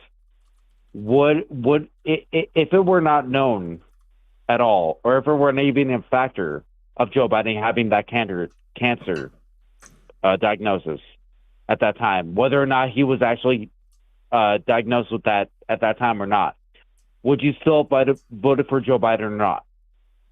If Joe Biden had been drooling and the cancer was falling out of his butt and it had begun to speak, I would have still voted for Joe Biden. But you are bringing up dumb hypotheticals that don't matter because the past is in the past and you participated in getting Donald Trump elected. So you are desperately trying to cling to something. And the reason you're doing this and going to these amount, I suspect, is internal guilt. You desperately need to convince yourself you are not partially responsible for what we're going through right now, because the literal lengths you are going to try and still make it Joe Biden's fault is insane. Is crazy. Yeah. Joe Biden isn't technically even the one at fault for him initially staying in. His inner circle was. Yeah, they those encouraged fucking him. Idiots pretending he's okay. I agree with that. And telling him he was good. Those people who are manipulating a feeble, old, dying man are the people responsible. I would say that's both their faults. But prostate cancer usually isn't diagnosed or found until it's late stage anyways, usually 3 or 4. So and presidents only get physicals yearly. You aren't screened at the level of blood test and shit at a physical. And if his prostate was even swollen, that in an old person isn't even, in fact, the last time I have to get a more routine because of intestinal shit I have to have. The last time I had my prostate checked, they literally were like, hey, this is a little bit swollen. So next year when you come back, we'll make sure that it's not swollen anymore. So they don't even take prostate swelling. Yeah, they don't take it seriously, unfortunately. So and the people I'm not hearing this conspiracy from are fucking doctors. They're not the ones coming in and being like, it's not believable that this wouldn't have been found sooner. Except chiropractors, maybe. But at the same point, yeah, they're not real at those same points that you brought forth, wouldn't it have been like pretty figured out in terms of his debate performance at that point? No. Hey, Evan, if overdiagnosed? If my mother had wheels, she'd be a bike. Who the fuck cares? I would have voted for his dog. Has Donald Trump's or has Joe Biden's dog, as far as you know, raped children? Well, then that dog Commander who does bite Secret Service people, which actually I like more because that means Commander knows about ACAB because Secret Service are police too, and that fucking dog is biting Secret Service, has my fucking vote over Joe Biden. Or over Donald Trump. Are you implicitly? I'm getting my. Are you implicitly? Are you implicitly implying? I certainly hope that you aren't implying this. That you would imply that we should just vote for Joe Biden even without the foreknowledge of this cancer diagnosis. If Donald Trump, if Joe Biden was against Donald Trump, yes. If you prove to me that Joe Biden hid his cancer from the public, knew he was getting sicker, and knew he even was in the first stage of dementia, and you prove to me that he also jerks off to pictures of what's his name, Henry Weinstein. What's the douchebag Weinstein, the guy who went to prison? I don't know his first name, but Harvey Weinstein. He was jerking off to pictures of Harvey Weinstein. On the day of the election, I'm still voting for him over the child raping billionaire who has committed so much fraud in his first term, prioritized himself over the American people every step of the way, and the only future legacy he's tried to figure out is a legacy of his personal wealth growing, not at least a legacy that will look back and go, hey, he tried to forgive student loans. He tried to do whatever. Joe Biden, with all of those things, Joe Biden, I already think is going to be a lying scumbag. I never liked Joe Biden since I wasn't a liberal. I would have still voted if you proved to me that Joe Biden sent all of the Hillary emails that they told us Hillary supposedly sent. I'd have still voted for the fucker over Donald Trump.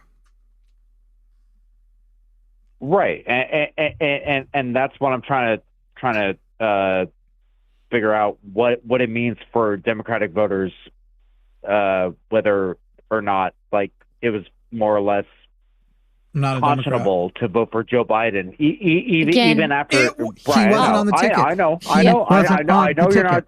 You didn't vote for Kamala Harris, and you're trying to cope by whining about whether or not people hypothetically would have voted for Joe motherfucking Biden, who wasn't on the ticket. If anything, I think Jimmy, what you're trying to convey to me is more of a hope for you guys not voting for Joe Biden after the fact. Evan, if I may say so, go ahead. Trying to cope by admitting I would still vote for Joe Biden. Are you fucking serious right now? It's just an honest statement. How does your logic fucking work? Evan, Evan, your cope is coping so hard, it's coping its own cope. Your cope has started a channel where it just copes by laughing at its own copes as other people give it facts. So they say a fact, and your cope goes, oh. Your cope has a cope, and it's coping with a cope. I'm sorry, Evan, did you just try I know you are, but what am I? Sounded like that. You don't get to go ahead. I can say go ahead, Ari. You don't get to bypass me, Evan. You don't get to tell me, go ahead, Ari. It's Ari's turn. I decide, Evan. Evan, you are The CO is not for Colorado. It is for the state of Cope that you live in. Copium. You are part of why Donald Trump, you share responsibility in why Donald Trump did not. In a way, I share responsibility because I didn't do enough, and I still at least took the right action and still promoted as much, and I should have even done more. My thing that I think you're missing the most of, Evan, is that when you are looking at presidential candidates in the actual national election, so at the end of the day, right, not your primaries, the national election that decides who is going to be president or even who's going to be your representative or who is going to represent you in your local municipalities. You have to compare the policies between the top contending candidates, because I'm sorry, independents will not have a chance until Citizens United is ended, the Electoral College is changed or abolished, or we get ranked choice voting, or all three occurring, right? Or the FEC change. There's so many things that need to change for third-party candidates to have a chance in hell, right, to even make it to the presidency. But when you compare, no, you may not. You may not interject. You may not. You can't interject. Now you're muted. Thank you. So when you are looking at policies and you can see, right, like there was nothing good on Donald Trump's policy, his Agenda 47, nothing good at all. He talked about stripping 33% of the United States military by calling them all woke left-wing nuts, right? Like that's what he did. He wanted to get rid of the woke left-wing Democrats out of the United States military. Well, guess what? Empathy they make up 30%. Out of the military now. Right, empathy out of the military. That makes up 33% of the armed forces. That's fucking stupid, right? Like especially considering we just got into a goddamn war. But like nothing in his policies were good. Nothing of them helped the United States population. Nothing helped, right?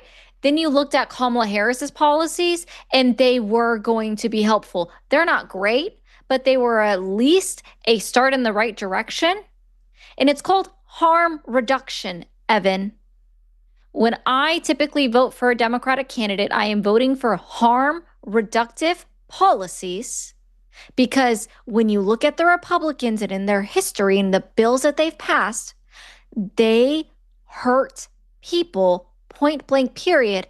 They don't offer much good for the people. They've tried to overturn the ACA, which has helped individuals like myself with pre-existing conditions continue to maintain health insurance no matter what. So when you sit out of voting and you sit on your ass and you try to engage in politics and tell us this is why Donald Trump won, literally shut the fuck up, because you sat out and you sat aside and you were okay with the status quo of people in communities that you have claimed to care about being harmed. Yeah, I would have voted for Joe Biden. You're full of shit, because you would have still voted for Joe Biden if he was on the ticket. Oh, I would have, because he's not fucking Donald Trump and he's not a Republican that's going for harmful politics. You'd have voted for his cancer if you could have. So that just shows that you're full of shit. Evan, I'm gonna unmute you now. I'm gonna go out on a limb, Evan, and guess that you are a white heterosexual cisgender man. Is all of that correct? We talked about this in the last call. Yeah, it's not surprising. I'm not surprised. I picked up on it last time too. Yeah, I mean, this is what it is, Evan. You are despite the fact that I am why is that a qualifying factor? Yeah, I'm once again explaining what was brought up. I'm once again explaining it because I've been doing this for a long time, and I can recognize which privilege is being spoken from. I can recognize that it takes, despite being so commonly in comment sections described as egotistical and narcissistic myself, I can hear when a person just cannot let their ego even consider. By the way, I'm sorry, Evan, I'm not done. I'm sorry, I'm not done, Evan. You think it is. I'm sorry, Evan, I'm not done. Just cannot let their ego consider that they may have done wrong, and so they then go into this exercise of everybody's wrong but me, and come up with this hyper-specific hypothetical about if Joe Biden knew he had cancer and had still ran if you would have still voted for him, that shows that you're the problem. It comes from that type of arrogance, comes from a privilege that basically you can only have that type of arrogance if your people, if you are, I'm not done. I'm still not done. I'm still not done. It comes from the arrogance of a privilege of, I don't have nearly as much at stake as the people who I did not vote to protect. I mean, the reason that I have such criticism of that is because I have so much at stake for myself as a citizen of this country, within where I view myself as. Don't vote, and you don't participate. And you don't participate. You aren't politically active in trying to get the right people elected. So no, you don't. You get nowhere by not voting. I'm in the same class of people that I'm so much far well off. To be able to not have a stake and this stake. Evan, let me be so clear. Of this election. You are in the same class of people as a Trump voter to me. What if you Well, that's fucking stupid for you to think of that on its own without knowing anything about me. I'm sorry. Evan, I don't have that. Excuse me, Evan. Of me without knowing anything fucking of me. Cool. We're muting you again because both Ari and I have tried to speak. I've been doing this a long time. I know plenty about you from our conversation and the types of examples that you think are relevant. Go ahead, Ari. What were you going to say? I actually just wanted to ask him specifically, what do you get out of not voting? Like, what has not voting achieved for you in the year 2026? We'll go ahead and unmute. Yeah, go ahead. Yeah, You're what unmuted. has not voting achieved for you in 2026?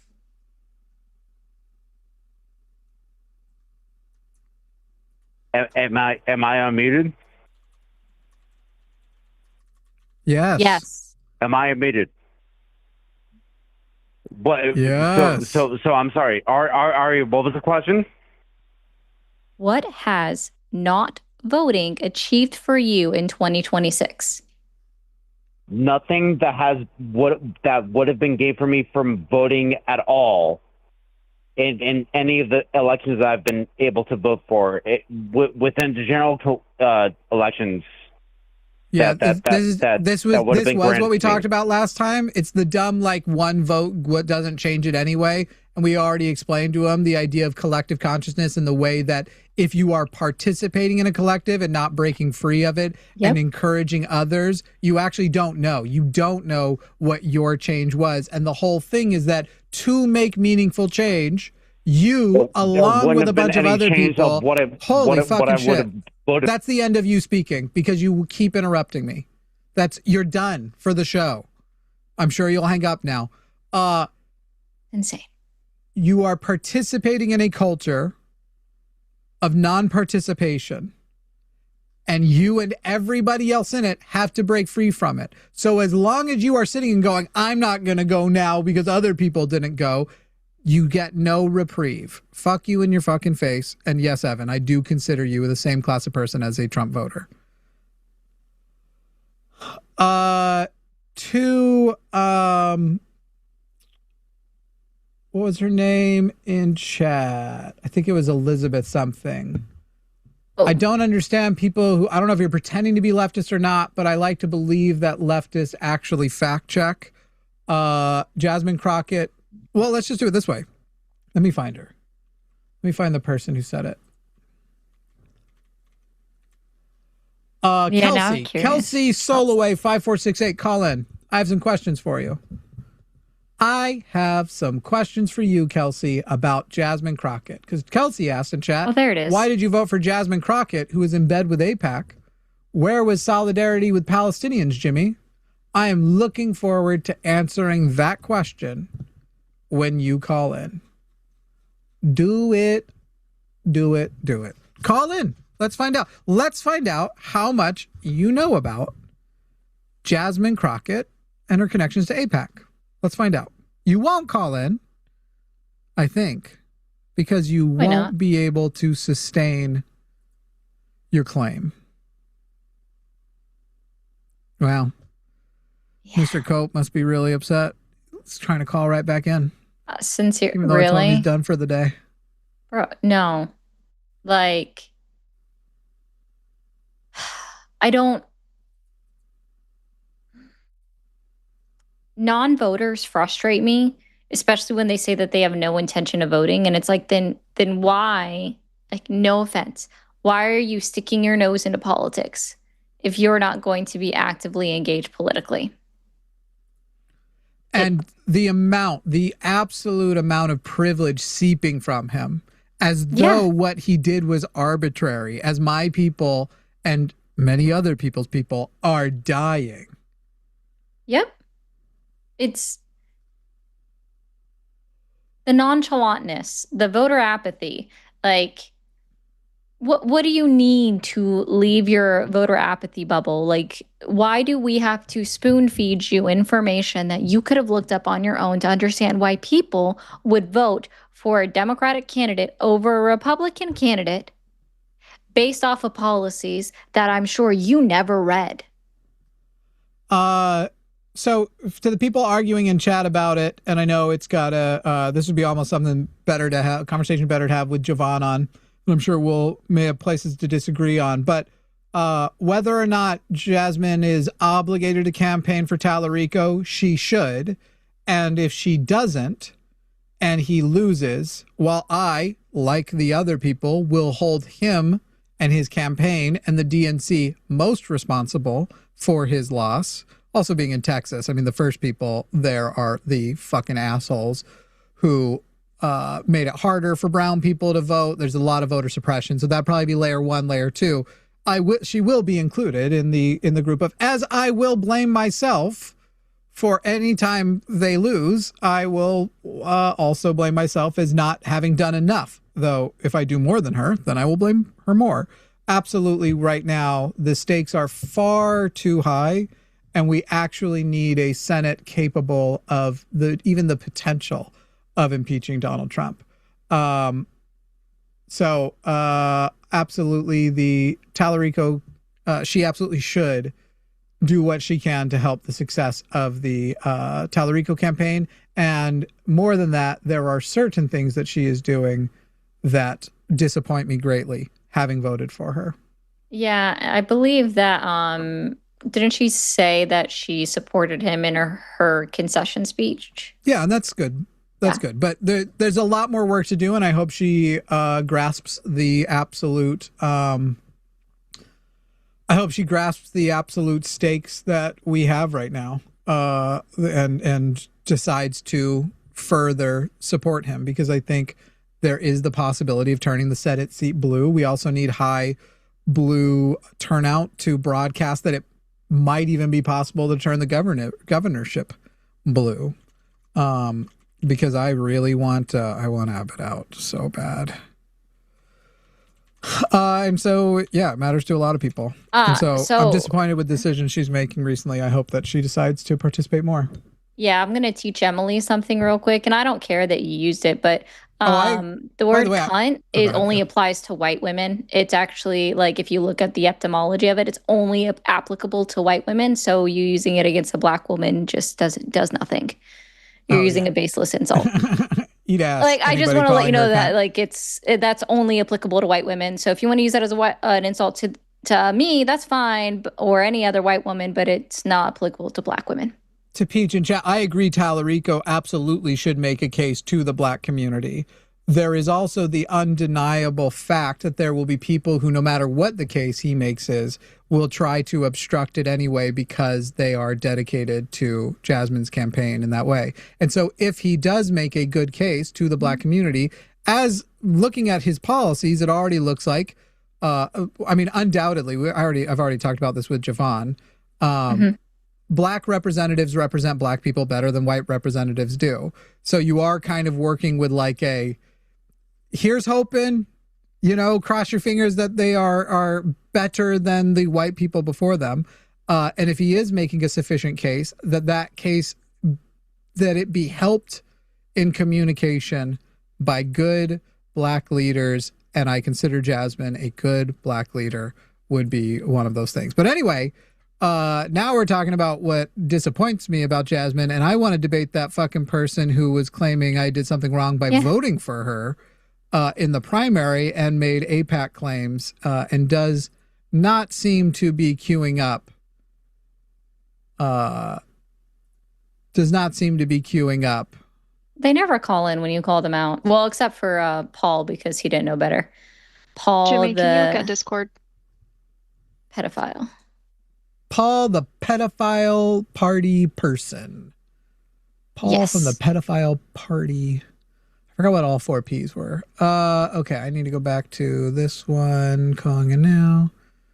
Yeah, you can cap lines there. That's fine. Oh, that is annoying. I see that. I'm sorry. Lol. They've been doing it this entire time. Are they still doing it? Yeah, it looks like it. Oh, we can just snooze. I think we can just snooze anonymous callers for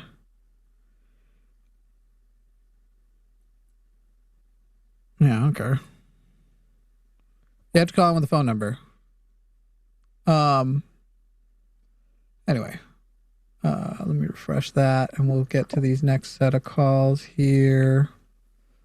I don't even know what their goal was. Is the goal to like try and occupy the line so more people can't call? I don't know. But anyway, we snoozed it, so it don't matter. Possibly.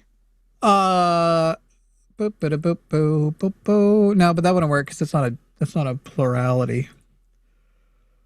No, Evan, I have no interest in continuing our conversation. So, calling back when I told you you're done for the day. Get you nowhere. Why don't we understand consent? We're going to return to a MAGA call after this one, but we're going to do this one very quickly. Russell in Maine, you're on the line with Jimmy and Ari. What's up, Russell? Oh, hey, finally.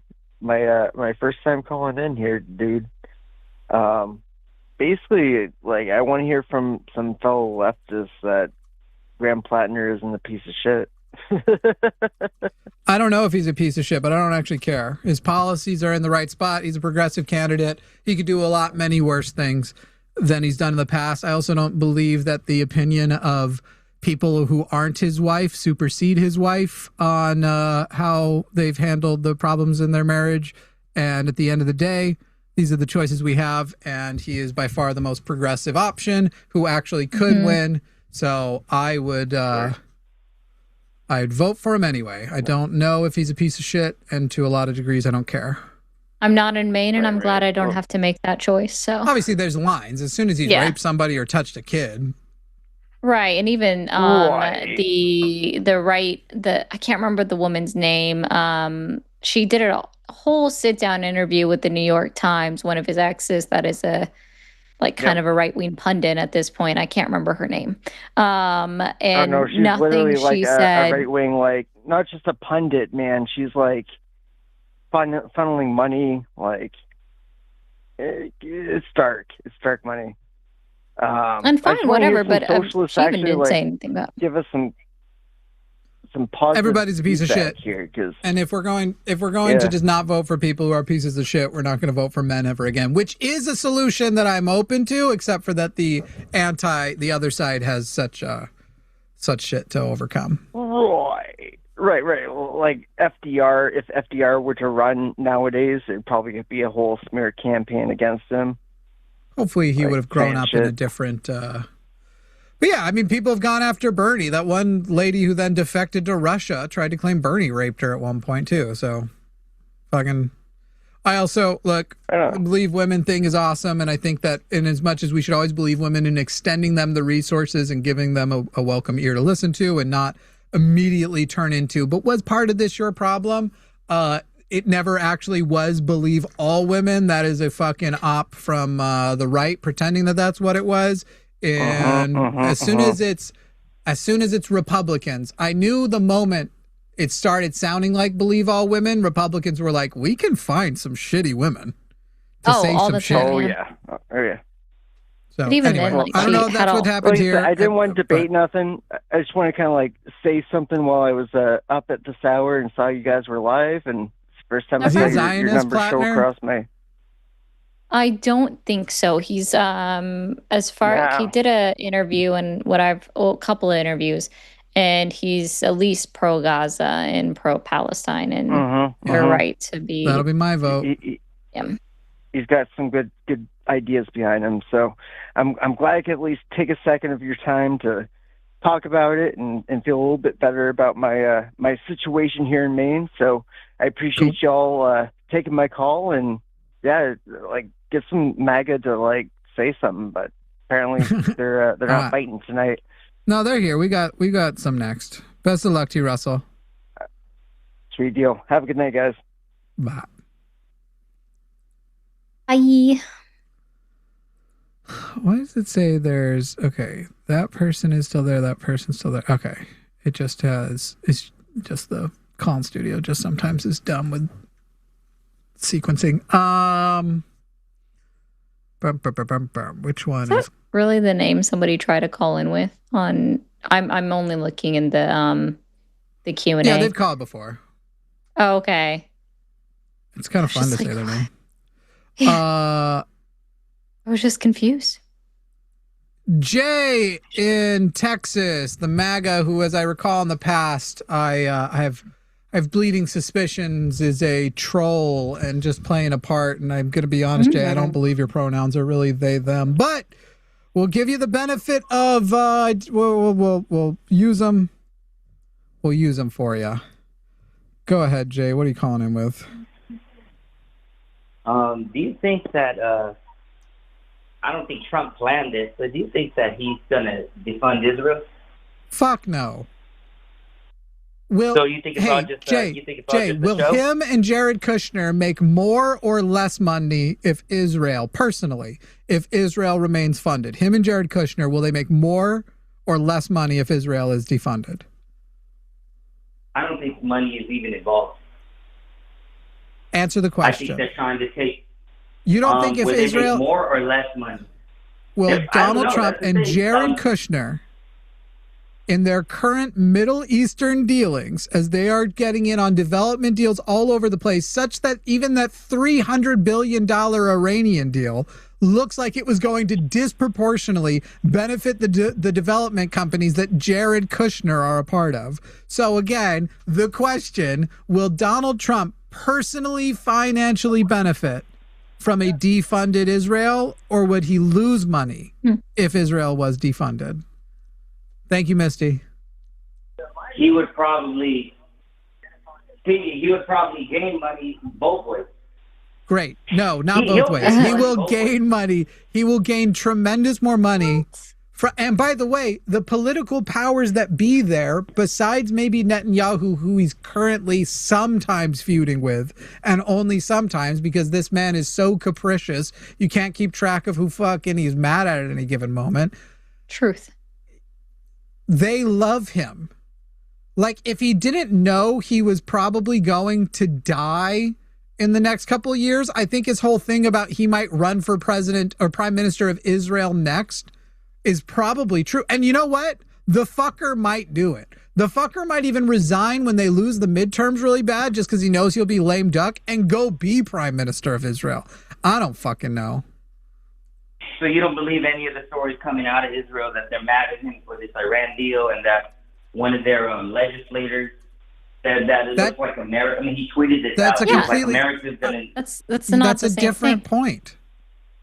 Whether or not there are people in Israel who wish he wouldn't actually have a ceasefire, that he wouldn't actually stop the hostilities, that he wouldn't actually commit them to stopping attacking Lebanon, does not affect his overall popularity and his power, and first and foremost, the money he's making. And right now, he's not boning. According to basically he's not being able to have affairs and shit in the background because too many eyes are on him, and he's gotten in too much trouble with Melania, and Laura Loomer's not around enough. So if he can't focus on how much he wants to fuck, he's definitely focusing on how much money he wants. And we can tell by how much he's increased as well. Do you think that drama stuff even relates to what they want to do in Israel, in the Greater Israel Project? I think Donald Trump sometimes makes political decisions based on whether or not he's constipated. So, yeah. Yeah, but what Donald I'm saying Trump is has his started political wars. decisions matter to Israel. Yes, of course they do. Because Israel is used to basically getting their way with us, and they are getting their way with us. And you notice there aren't, what sanctions, what funding, what preliminary thing have we done so far when Israel's been like, hey, you know how you said we're going to stop attacking Lebanon? I'm not even going to wait 10 minutes. I'm going to go attack them again. Just did it. Donald Trump called him a motherfucker on the phone, and that was it. There's no sanctions. There's no, we're going to. Yeah, but Biden at least held on to money and paused and pretended like there might be an issue. We're going to pause some funds for a little while. I'm serious. Not a joke. They at least did symbolic bullshit. Trump ain't doing shit. Trump is saying things that if you would have said probably during Joe Biden's term or even Bush's term, they would have called you an anti-Semite, like saying Israel's just bombing whole apartment complexes full of people. Or what JD said, how like they're not too. We don't really like talking to them too much. Like I think he's falling into this himself. Now we had earlier we had liberal what's the word, abstaining cope, and this is just MAGA cope. I don't know what to do with all the cope tonight. Let's play it. Let's go. I want to bond for a second, Jay, and then we'll come back to it. Okay, let's bond for a second and find a place of. I hope that my tombstone reads something like, Jimmy Snow, he loved the truth and always pursued it. What would you like your tombstone to read? I don't think about stuff like that. Well, just think about it for now. What would you find to be a nice reading on your tombstone? Jay wanted good health, good luck, and eternal hope for all. If that's the 3 wishes I would like to make. No, not like 3 wishes, though. What? Not like 3 wishes. Not 3 wishes. It's not 3 wishes. I would. You want 3 wishes on yours? No. Okay, so it says. So it says Jay last name, and then what? Good health for all. Good luck. No. Like the whole reading. That's not the beginning of the sentence. Start the whole sentence. Jay last name. Go. Would like for the entire world to have good health, good luck, and eternal hope. Like the entire life, good luck, and eternal hope. That's kind of sweet. That's kind of sweet. And then mine will say he was survived by his partner, his dog, and his cat. If it happened today, what would yours say? Me or Jay? What would we say? It would be I was survived by my 2 kids. What would it say? Like, what would the tombstone say? It would say Jay is survived by his 2 kids. Jay was survived by his 2 kids. What about yours, Ari? Survived by a partner, stepdaughter, a dog, and 2 cats. What would your tombstone quote be? Did I hurt your princess feelings? No, go ahead. No, yeah, that's all I got right now. That would be your quote. I thought you were saying you were going to say something that hurt my feelings. I think, Jay, what do you think of this idea? I think we should list our favorite foods on tombstones. So mine would say his favorite foods were pizza when he could eat it, and he loved potatoes. I would put potatoes and meat. No, the whole thing. Patty. How would you put it on there? Jay loved and liked to eat potatoes. You're doing a good job. You are not falling for my trap at all, and it's driving me crazy. I'm trying to get you to admit that your pronouns are not they, them, but you keep using your name instead. I don't think you knew it was happening. I think sometimes MAGA people, and forgive this, Jay, I don't mean this hostilely. I just think you might be so dumb it didn't work on you. Probably. Walking into danger zones and not knowing what's going on. Danger zone. All right.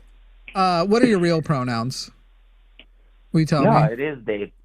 Well, I'm a guy. I have kids, but I'm 5 foot, and I have real long hair. I'm toned. we live in America. We're free to, individually, we should be free to do whatever we want. But you know that you're MAGA, and you know MAGA does not support you having a gender identity separate from the biological sex identified by a doctor at birth, right? I understand that. I understand the way they think, and I understand what's going on with Do they respect your pronouns? I know you live in North. They don't. I live like this my entire. They don't respect nothing. But you just gotta So why do you still? And why do you still use it? Why do you still use them? Why do you still do MAGA?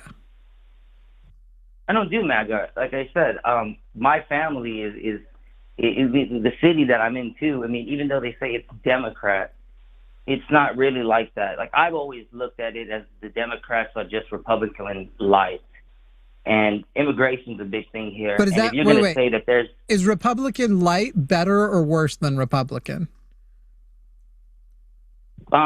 I think it's worse because they put in things to make it seem like if you try to say the truth, like this is why I say Trump is just falling into all this.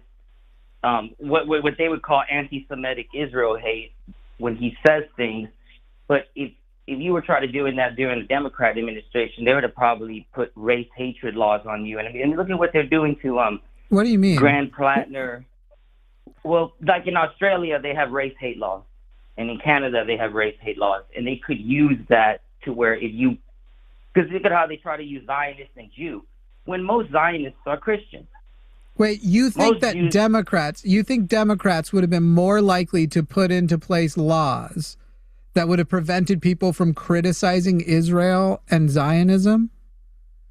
Yeah, and they've been put on the back foot because Trump has messed up so bad. Can you name a single law that the Democrats have proposed in the last 5 administrations that sought to control speech? Because I can tell you, or executive orders or legal actions they took that sought to limit free speech and put people in prison for using it.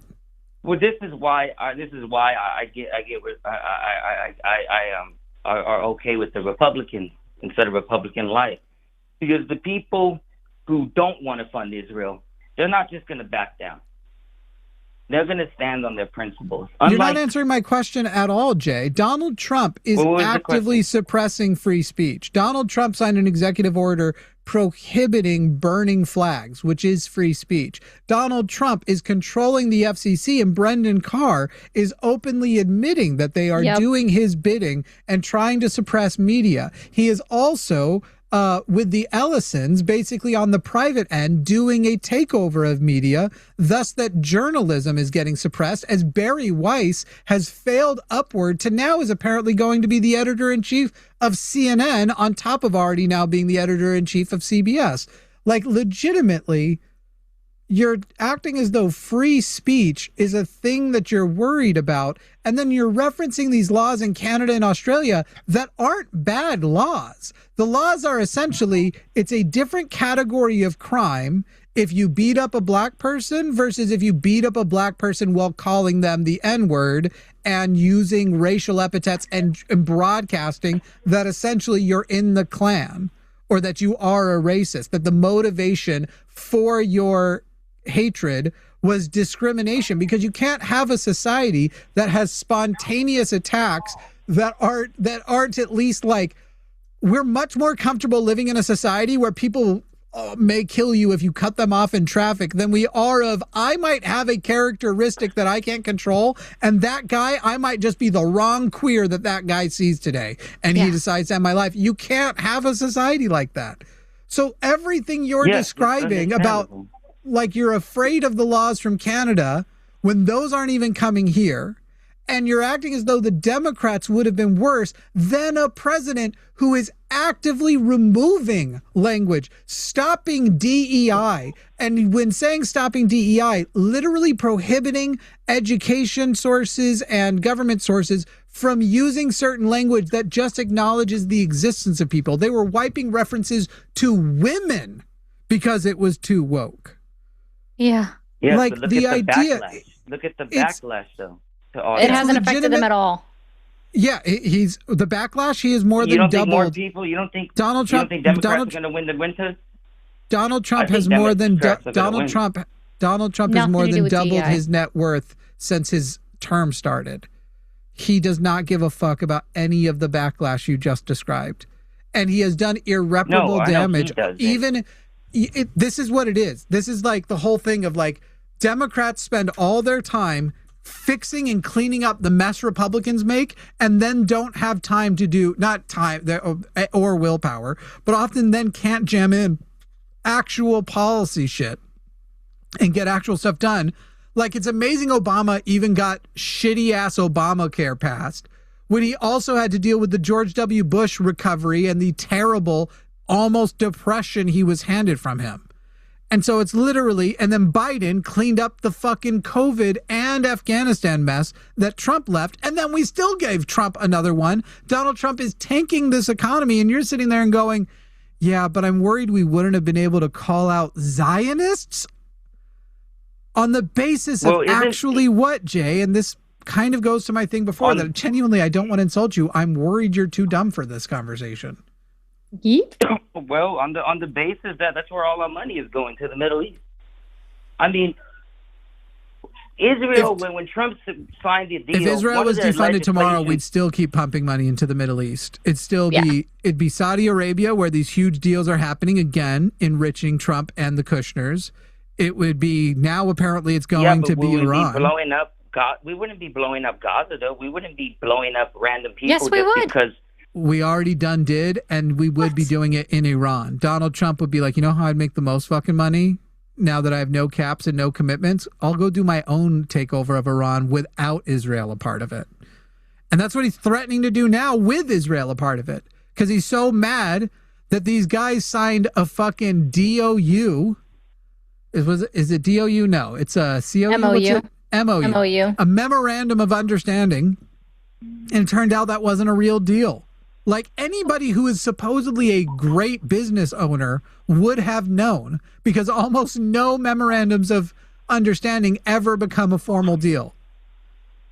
Jay, you are trying to defend that maybe this idiot would have failed in a way that could have potentially benefited us, and it wouldn't have even happened because he's not.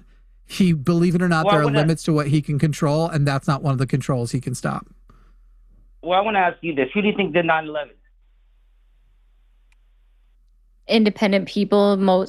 I think the majority of them were from Saudi. Yeah, like not Bush, and it was the majority of them came from Saudi Arabia. They were nationals. A group of Saudi Arabians led by Osama bin Laden, but it is a much more complicated answer than that starts many years before, and frankly is essentially starts similarly to if we have a 9/11 like that 5-10 years from now, and it turns out to be people who are radicalized in Gaza or somewhere else in the Middle East, it will be similarly our fault then as it was previously. We certainly participated in the radicalization, but the radicals were Al-Qaeda, Taliban. No, after we also funded Osama bin Laden, so... Jay, you don't want to use that tone of, you do not want to use that tone of condescension when you've shown such a limited intellectual capability in this. You can't condescend to me. Everything that we have learned today about Israel, and then when you look back on 9/11, to say that it was Muslim extremists who attacked us when they would have no... It was. You don't think it was Israel? Correct. You don't think it was... You don't think that Israel attacking us on 9/11 brought us into the Middle East? Because we went after Afghanistan. Bro, when do you think we actually left the Middle East? We never did. And if you want to say, does Israel bear any responsibility in 9/11? Definitely. Just like America. America and Israel today in the past participated in those things that created the vacuums of radicalization. Yep. But no, Israel did not create the 9/11 plan and execute the 9/11 plan. Israel committed acts of terror on Jewish people in Iraq in order to get them to leave Iraq and go to Israel. So, like, fuck off with that nonsense. Like, the government did that. That's the original ISIS. That's the original ISIS. Yeah, and we funded Osama. We funded Osama bin Laden. Like, bro, Osama bin Laden. Like, what the fuck is your point? No. I'm just my point. No. What the fuck is your point?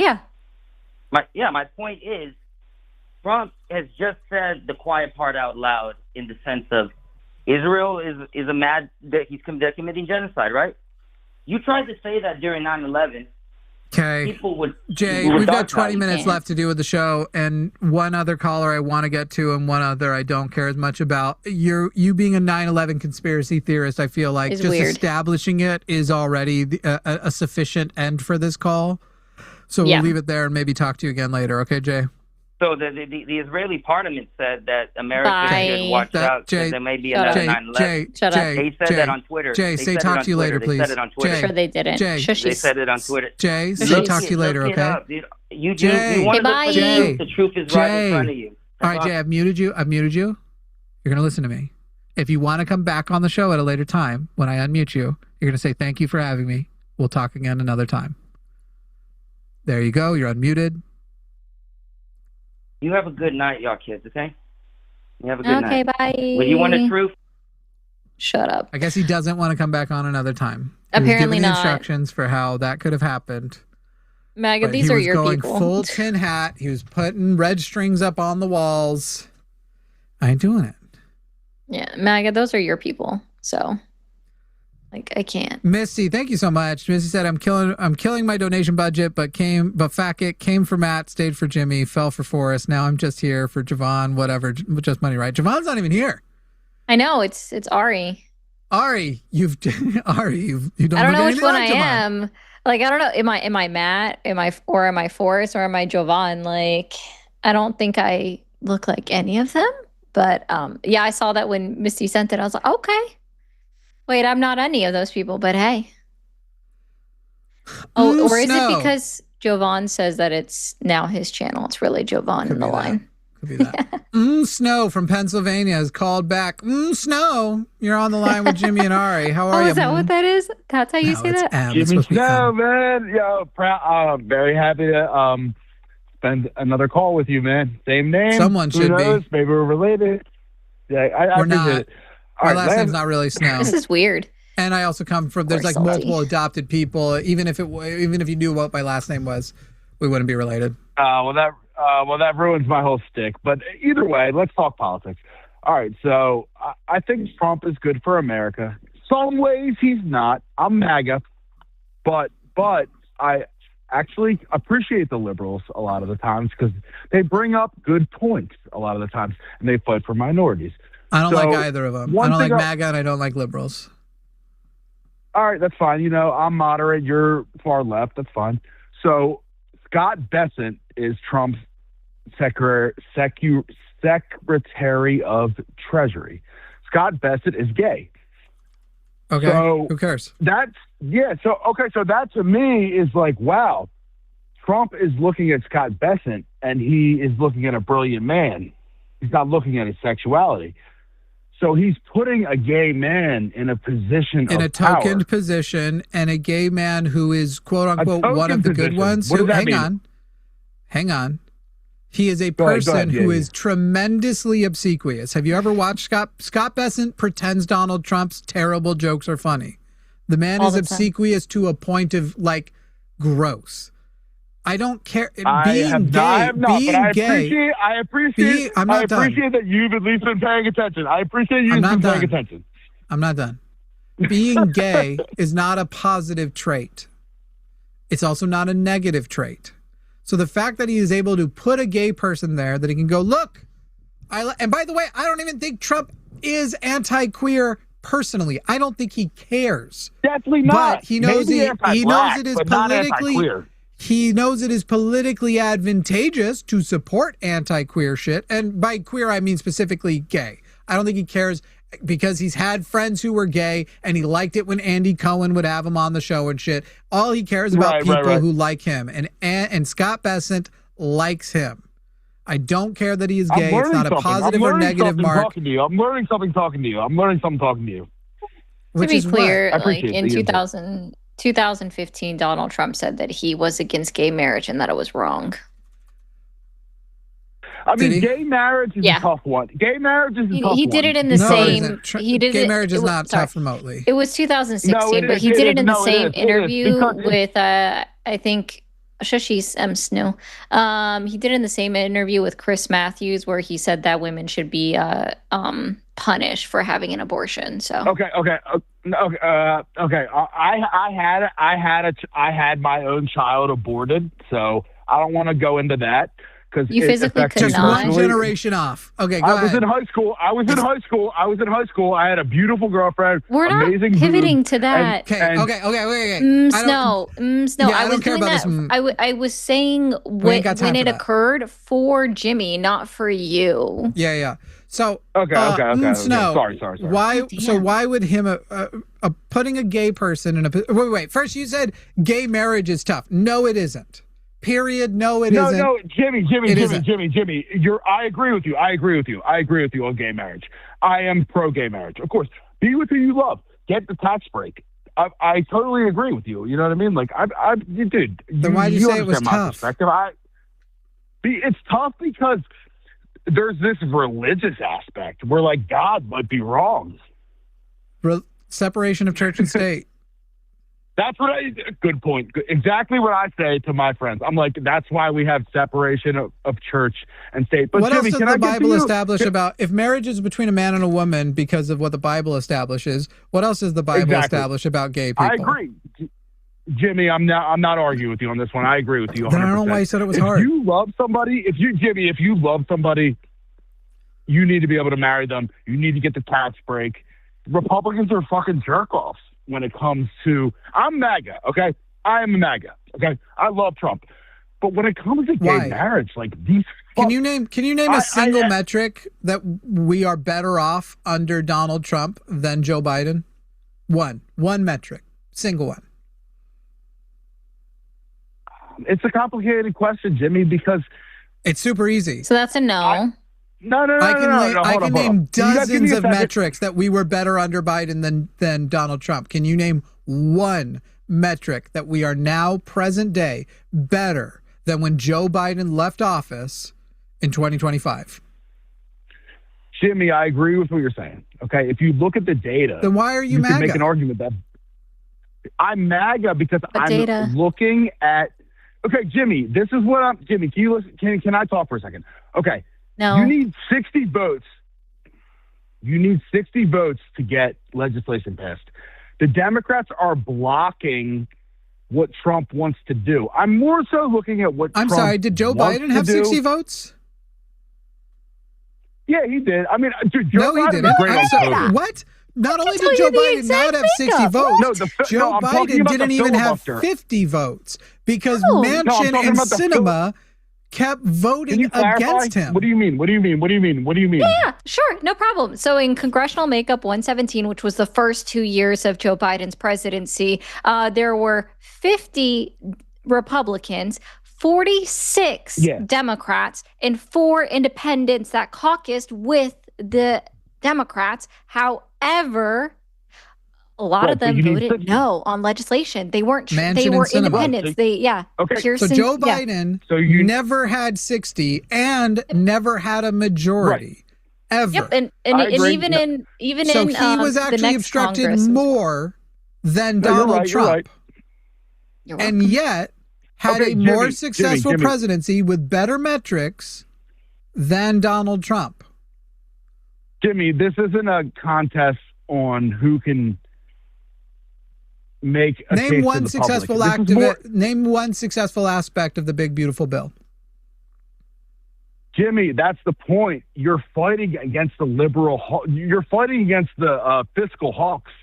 These no, I'm fighting against Thomas MAGA and what Donald Trump did. You're saying he couldn't get legislation passed. I just gave you his signature piece of legislation, the big beautiful bill, and I've asked you to list a single thing positive that has come out of the big beautiful bill. I can't, but what I want to focus on is why. Okay, yeah, I'll give you guys that. But what I'm more focused on is that why 9 Democrats can't cancel out the fiscal hawks. You know what I mean? Like Rand Paul is like, we need to stop raising the debt. I'm like, you know what? Maybe we need to actually spend on important things that Democrats are worried about.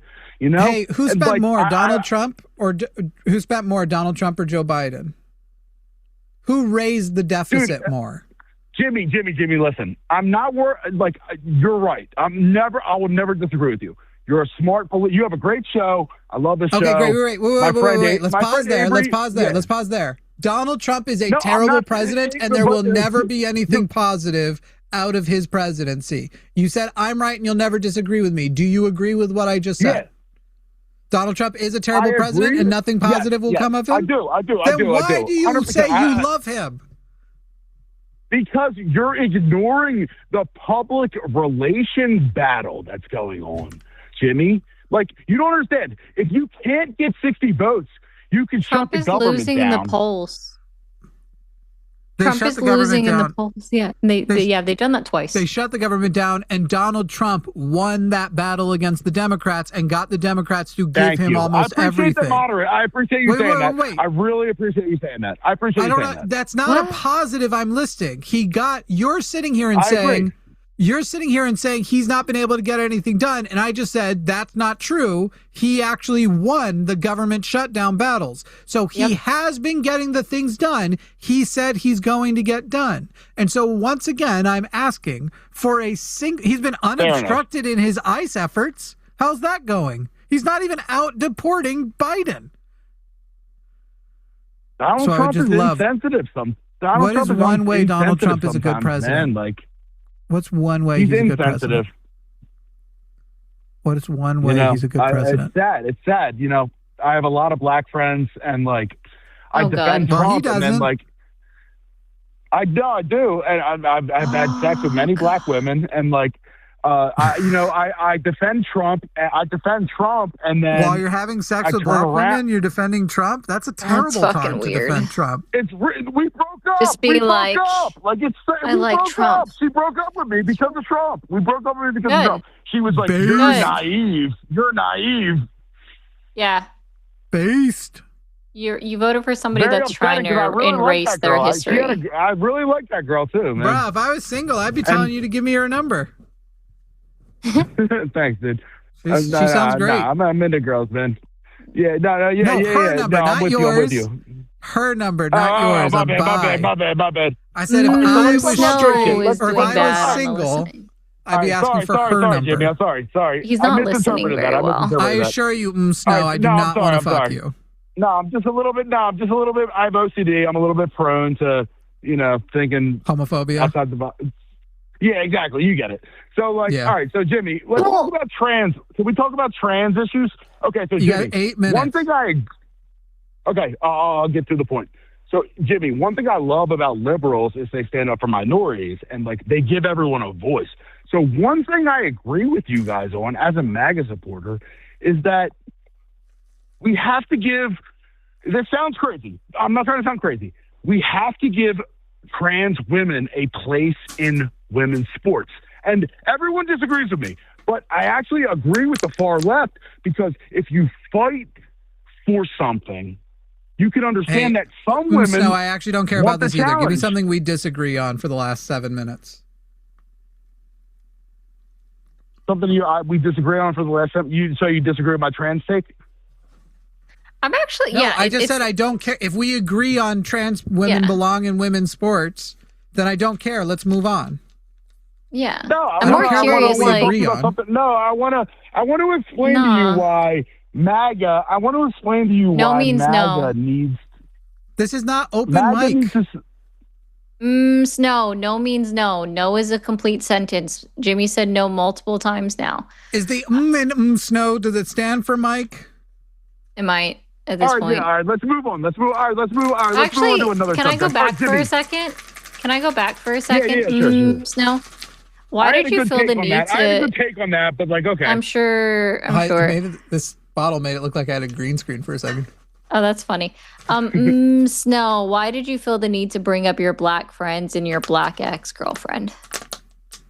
That was weird. Because I love black people so much, and I have this one black friend, Jerry Boyer. I played football. I played a lot of sports. I grew up in suburban Philadelphia. We don't need you to name your black friends. Here's a question for you: if you I do. Hang on. I love them. Snow, this is a good question for you. If you were going to be president, you have to put a cabinet together. And one of them is a black man. And that black man is actually renowned as one of the best brain surgeons of all time because he is one of the few. Like Ben Carson? He is one of the few people who ever separated Siamese twins at the head. What position would you give that black guy in your cabinet? It sounds like you're trying to get me to admit that Donald Trump put a black guy in his cabinet because he put Ben Carson in the charge of housing. I don't get that either. No. Not just housing, HUD.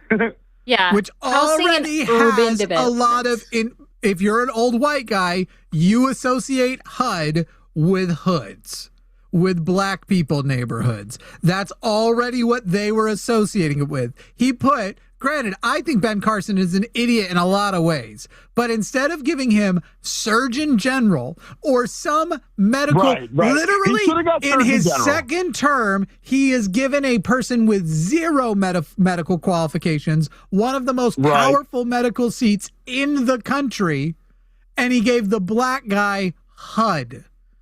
So since we're talking about black guys and the appreciation of black people, is that what you would have done?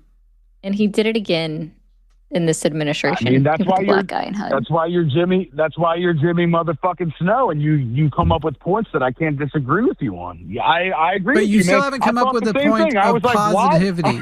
You haven't given me a single reason Donald Trump's good. Okay, here's why Donald Trump's good. Because Scott Bessent performed one of the most impressive trades of all time. I'm sure England, he didn't. Scott Bessent is a terrible Treasury Secretary. I know gay shit. This is a me and Jimmy conversation. You know, I banged many women, but, you know. I don't care about, once again, Scott Bessent being gay is not a part of this. My ex-wife has the biggest boobs of all time. But that's what not, the fuck is this conversation right now? Okay, we can stop talking about all of the women in your life who would rather bang me than you. We need to come back to this. And I'm bisexual. Fuck off with your nonsense. Like, I fall into that category. Like, stop trying to. Well, you got me. Scott Bessent is a horrible. I didn't know you were playing the gay card. I'm sorry. Scott, you are the one who played the gay card. Scott Bessent. Weird. Is a terrible Treasury Secretary who has supported. I have a fucking deck of cards already for you. How much have you drank tonight? The fact that you cannot let me finish a sentence makes me think you're drunk. I did drink a lot tonight. But I love your show. But I love your show. Yeah, all right, bye. Yeah. Oh, perfect. It's fucking dunce. Dylan, we got 3 minutes, but I only need one. Joe Jorgensen does not have my vote. I mostly was more curious about just why no third party seems like an option to you, at least from my what I've seen. Multiple reasons. Yeah, so at least for me, there's multiple reasons. It's not that they're not viable or that they're not an option. Like, some of them will have good policies, but they have no chance in hell of making the presidency, right? Because of capitalism. Because of capitalism, yeah. So you would have to overturn the Citizens United decision that SCOTUS did, that allows corporate lobbying and removes a lot of the limits on corporate donations. You would have to change the presidential debate rules so that they would consider all candidates and not just the 2 major party tickets. You'd have to change the FEC financing rules. And then you'd also have to implement ranked choice voting. That's about the only other way you're going to see a change with the electoral college system, and getting in a third party candidate is ranked choice voting nationwide, and changing the electoral college or abolishing the electoral college. All of those things have to come in a cumulative effect. The electoral college one is one or the other, but all of those things have to come together before a third party candidate is even viable. Joe Jorgensen sucks so much that 6 years ago, when I still had a Twitter, I once wrote a trolly message about her. I don't remember what it was, but it was very clearly trolly, and she responded to it. That's how much she sucks. Oh, shit. That's funny. Fucking Joe Jorgensen is so libertarian that she believes in freedom from thinking. Yeah. Oh, yeah. I mean, she's definitely not the best libertarian candidate ever. That's for sure. But Are there options? Libertarians are dog shit. No, there's not. There's like Joe Jorgensen. Are you a libertarian, and then Dylan? I think, yeah, that's what I Did you usually vote for think. Chase Oliver? You should definitely just get a bumper sticker that says, either I got mine or I'm confident I will, so fuck everybody else. I don't care who starves. Well, I've got it. Okay, what about a bumper sticker that says, this bumper sticker brought to you by white privilege? Are you a white man, Dylan? Yeah. Are you straight? No. That one's less surprising. There's a lot of queer libertarians. In fact, the first Ron Paul libertarian I ever met was this guy who was pretending to not be gay because he was still in the Mormon church, and now I'm pretty sure he's like the gayest guy. But we all knew. We all knew back then. Will, we all knew you were gay. Yeah, no, that's a huge population of the gay people up here in Idaho as well as down in Utah. And the reason is, Dylan, and I'll tell you about yourself when I tell you this, in Idaho, it is not acceptable for you to be liberal amongst all of your Mormon and religious family. And so you don't even think about it. But they'll let you be libertarian. California, Hang on, I'm not actually. done. Hang on, we're not done. They'll let you be libertarian. The community in Idaho will accept libertarians and go, okay, you just want to be a Republican that's gay.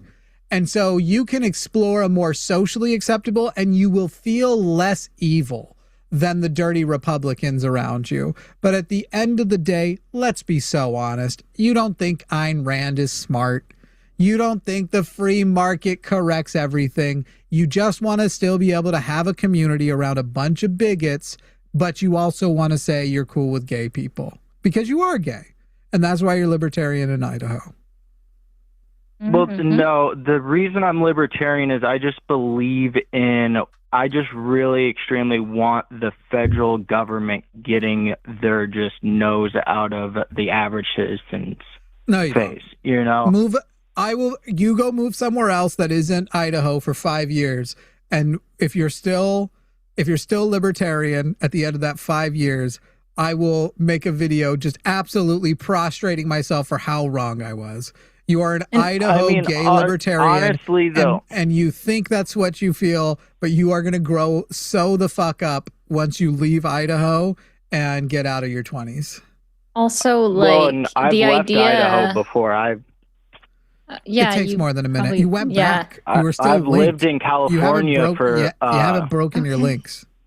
But Dylan, here's going to be my thing where, sorry, you said something that tickled my brain, where you said that you're a libertarian because you just want the federal government to get out of everyone's business. What you're doing by saying that the federal government needs to, quote, get out of everyone's business is you're now allowing the state and local governments to get into everyone's business. That's why women's rights change based off of them driving across an invisible state line. Billy the Kid actually has a question in chat that I quite like. Definitely need to rethink that opinion, that's for sure. Yeah. Idaho's terrible. You should leave it. It's not. Yeah, I need to. Like, I agree. I've wanted to at least move to Montana as soon as I can afford to move. Hey, I have a question Montana's for you. If, let's say better. 10 years from now, 2 million people can't get jobs because AI and robotics have completely made it impossible for roughly 2 million people. All the jobs you could retrain into, they're all taken. All of the normal options, but 2 million people who want jobs are having a hard time. They're unemployed. They cannot get them. There simply won't be jobs for them. Let's say that that happens 10 years from now, which is a conservative projection of 10 years from now. What libertarian solution will there be? You cannot borrow from leftism. This is your only rule. What libertarian solution will there be for the 2 million people who simply cannot get work because AI and robotics do not allow for them to? That I would have to say there isn't a solution with libertarianism. You're damn right. You're damn right. In fact, there's not even a solution with capitalism. Welcome, comrade. Yeah. But, no. I will don't know say if you I'd are be lowering your fully number every socialist, time. But not yet. You're only 25. It took me till I was 32, I think. No, yeah.